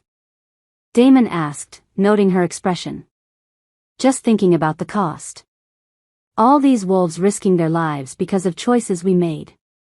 Because of choices the Alliance made, he corrected gently. They're the ones who decided that fear and intimidation were better tools than cooperation and respect. Below them, Alpha Garrett was coordinating defensive positions with Alpha Victoria and several other leaders. The intelligence reports were grim. The Northern Alliance was mobilizing everything they had for a final assault, knowing that failure here would mean the collapse of their territorial ambitions.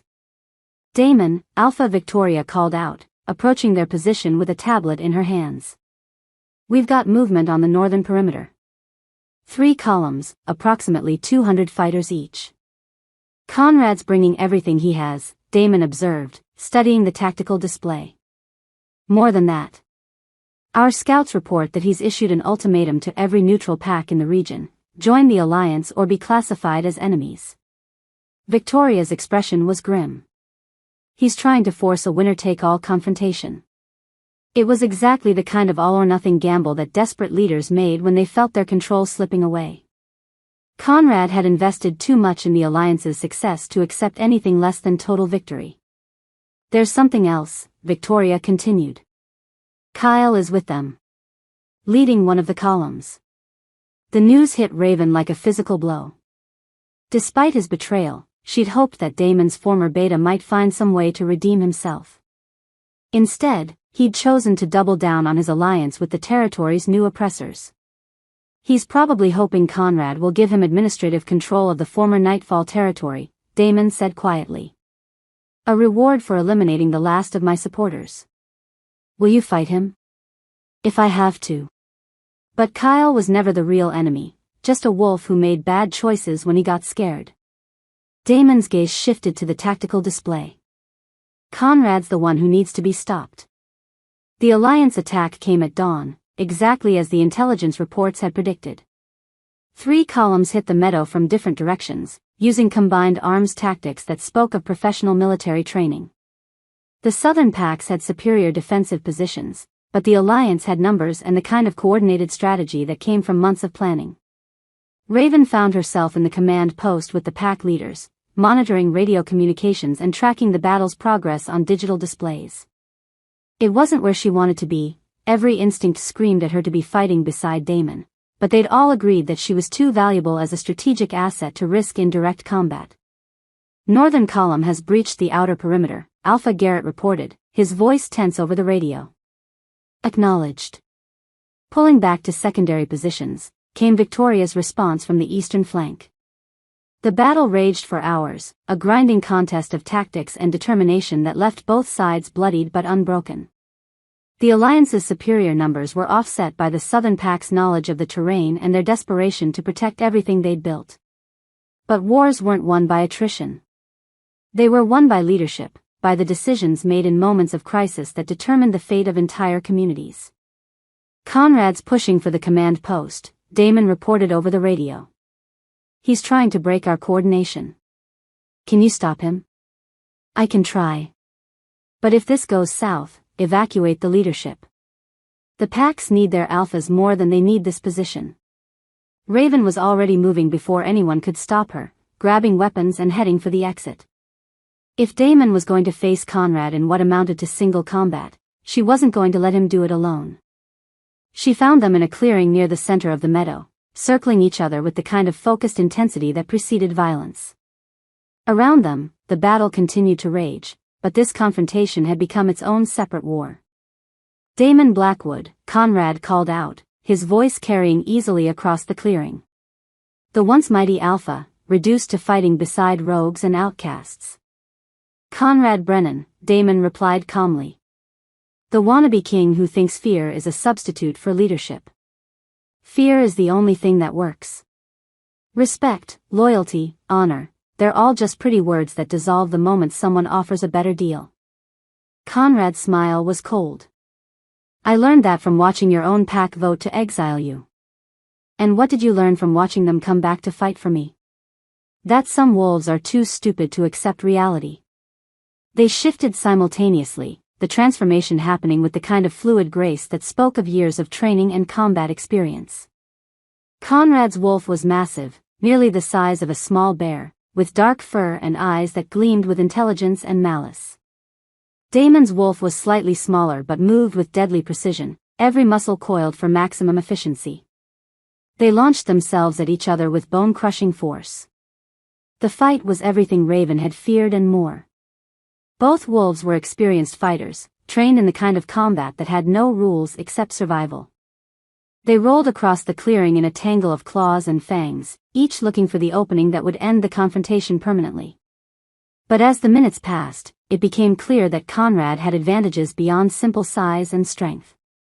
He fought with the kind of ruthless efficiency that came from viewing opponents as obstacles to be eliminated rather than fellow wolves to be respected. When Damon tried to maintain some vestige of honor in their combat, Conrad exploited those moments of restraint. "Stop holding back," Raven called out, knowing that her voice might distract him but unable to stay silent. "He's not going to show you the same courtesy." As if her words had freed something inside him, Damon's fighting style changed. The careful control he'd maintained throughout the fight gave way to something more primal, more desperate. This wasn't just about defeating an enemy. It was about protecting everyone and everything he cared about. The tide of battle turned with devastating swiftness. Damon caught Conrad in a combination that would have been lethal to a lesser opponent, using his smaller size and superior speed to stay inside his enemy's reach. Conrad tried to adapt, but desperation had given way to panic, and panic made fighters sloppy. When it ended, Conrad lay motionless in the bloodied grass, his wolf form slowly reverting to human as life left his body. Around the clearing, the sounds of battle began to fade as news of their leader's death spread through the Alliance forces. Without Conrad's leadership and strategic vision, the coordinated assault fractured into isolated pockets of resistance that were quickly overwhelmed by the Southern Pack's defenders. "It's over," Damon said, shifting back to human form as Kyle approached under a white flag. "Surrender?" Kyle asked, his voice hollow with defeat. "Surrender," Damon confirmed. "And exile for anyone who doesn't want to face trial for war crimes." Kyle nodded numbly, then gestured to something behind him. "There's something else. Something you need to know about the Nightfall territory." 3 vehicles approached through the smoke of battle, carrying wolves Raven recognized, surviving members of Damon's former pack. They climbed out with the kind of hesitant hope that spoke of people who'd made terrible mistakes and were looking for a chance at redemption. "Alpha," Torres said formally, approaching with careful respect. "The Pack Council has voted to rescind your exile. They want you to come home." The offer hung in the air like a lifeline. Everything Damon had lost, his territory, his pack, his life's work, was being offered back to him. All he had to do was return to the role he'd been born to fill. "No," he said quietly. "Alpha?" Torres looked confused. "The territory needs leadership. The pack needs to learn to make decisions without depending on one person to carry all the responsibility," Damon interrupted. "They need to choose leaders who won't abandon them the moment things get difficult. But you're our alpha. I was your alpha. Now I'm just a wolf who's learned that true strength isn't about dominating others or controlling territory." He looked around the battlefield, taking in the aftermath of violence that had cost too many lives. "I'm done fighting for power. From now on, I only fight for what matters." Kyle stepped forward, his expression uncertain. "Then what happens to us? To the territory? You figure it out. Together. The way packs are supposed to work." Damon's voice was firm but not unkind. "There are good wolves in the Nightfall pack. Let them lead for a while." As the former pack members dispersed to consider this unexpected development, Alpha Victoria approached with several other leaders. "That was well done," she said approvingly. "But what will you do now? You can't just disappear into the wilderness." "Actually," Alpha Garrett interjected, "I might have a solution to that problem." He gestured to a group of wolves who'd been helping with the wounded, fighters who didn't wear any pack insignia, who moved with the kind of careful independence that marked them as rogues and outcasts. "These wolves fought well today. courageously. But they have nowhere to go when this is over. Garrett's expression was thoughtful. They need leadership. Purpose. A place to belong.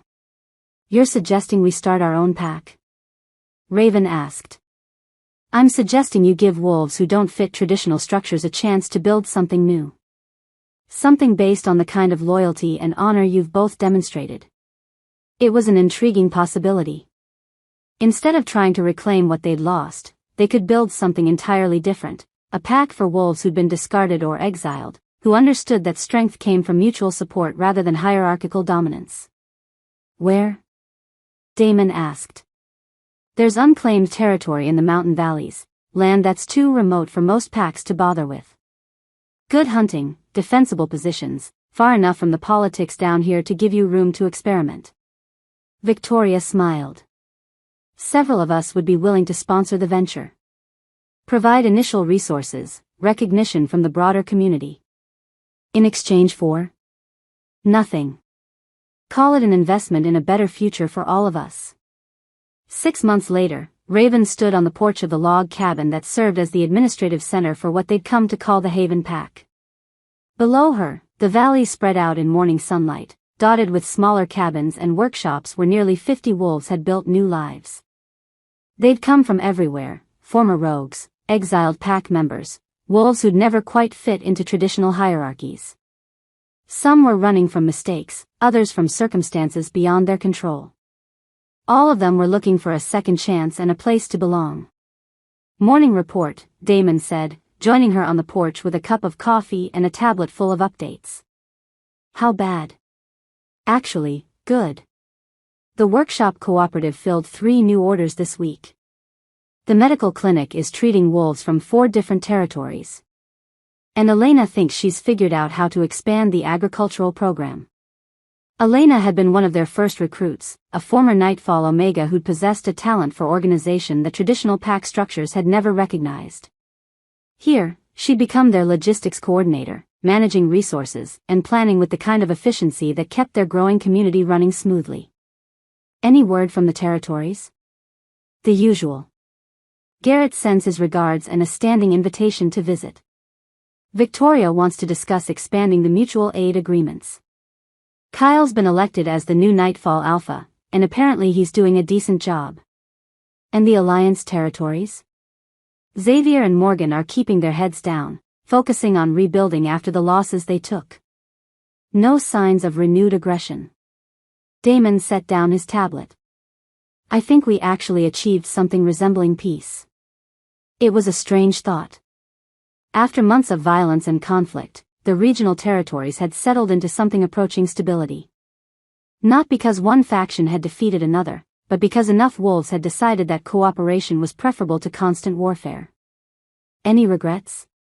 Raven asked, the same question she'd been asking periodically since they'd established the Haven Pack. About leaving the old life behind? No. He moved closer, wrapping his arms around her waist. About finding you? Never. Even though it cost you everything? It didn't cost me everything. It taught me what everything really meant. Through the windows of the cabin, she could see other pack members starting their day. Jackson and his mate preparing for a supply run to town. Sarah organizing the day's training schedule for younger wolves.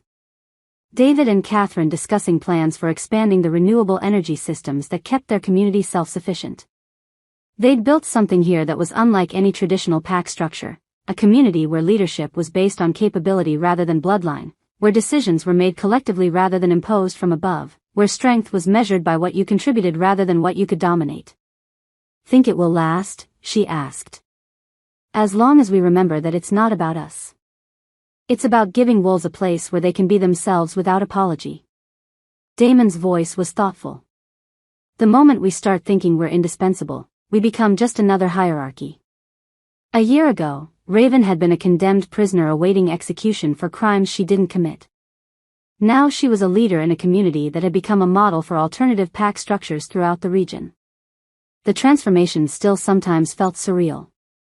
You know what the strangest part is? She said. What? When I was sitting in that cell in Shadowmere, waiting to die, I thought my life was over. I thought I'd lost everything that mattered, my pack, my family, my future. And now? Now I realized that execution was scheduled for the wrong day. She turned in his arms, meeting his dark eyes with a smile. My old life ended the night my pack was destroyed. Everything since then has been about becoming who I was really meant to be. And who is that? A wolf who found her home through love and loyalty rather than blood and territory. A wolf who learned that sometimes the greatest strength comes from choosing what's right over what's easy. Above them, the mountain peaks caught the early sunlight, casting long shadows across the valley that had become their sanctuary. In the distance, wolves were going about their morning routines, not because hierarchy demanded it, but because community required it. It wasn't the life either of them had planned or expected. But it was the life they'd chosen, built together from scratch in a place where loyalty mattered more than power and where love was strong enough to create something entirely new. And that, Raven reflected as she watched their pack members begin another day in their unconventional paradise, was worth everything they'd sacrificed to find it. Thank you for listening. Like, share and subscribe for more.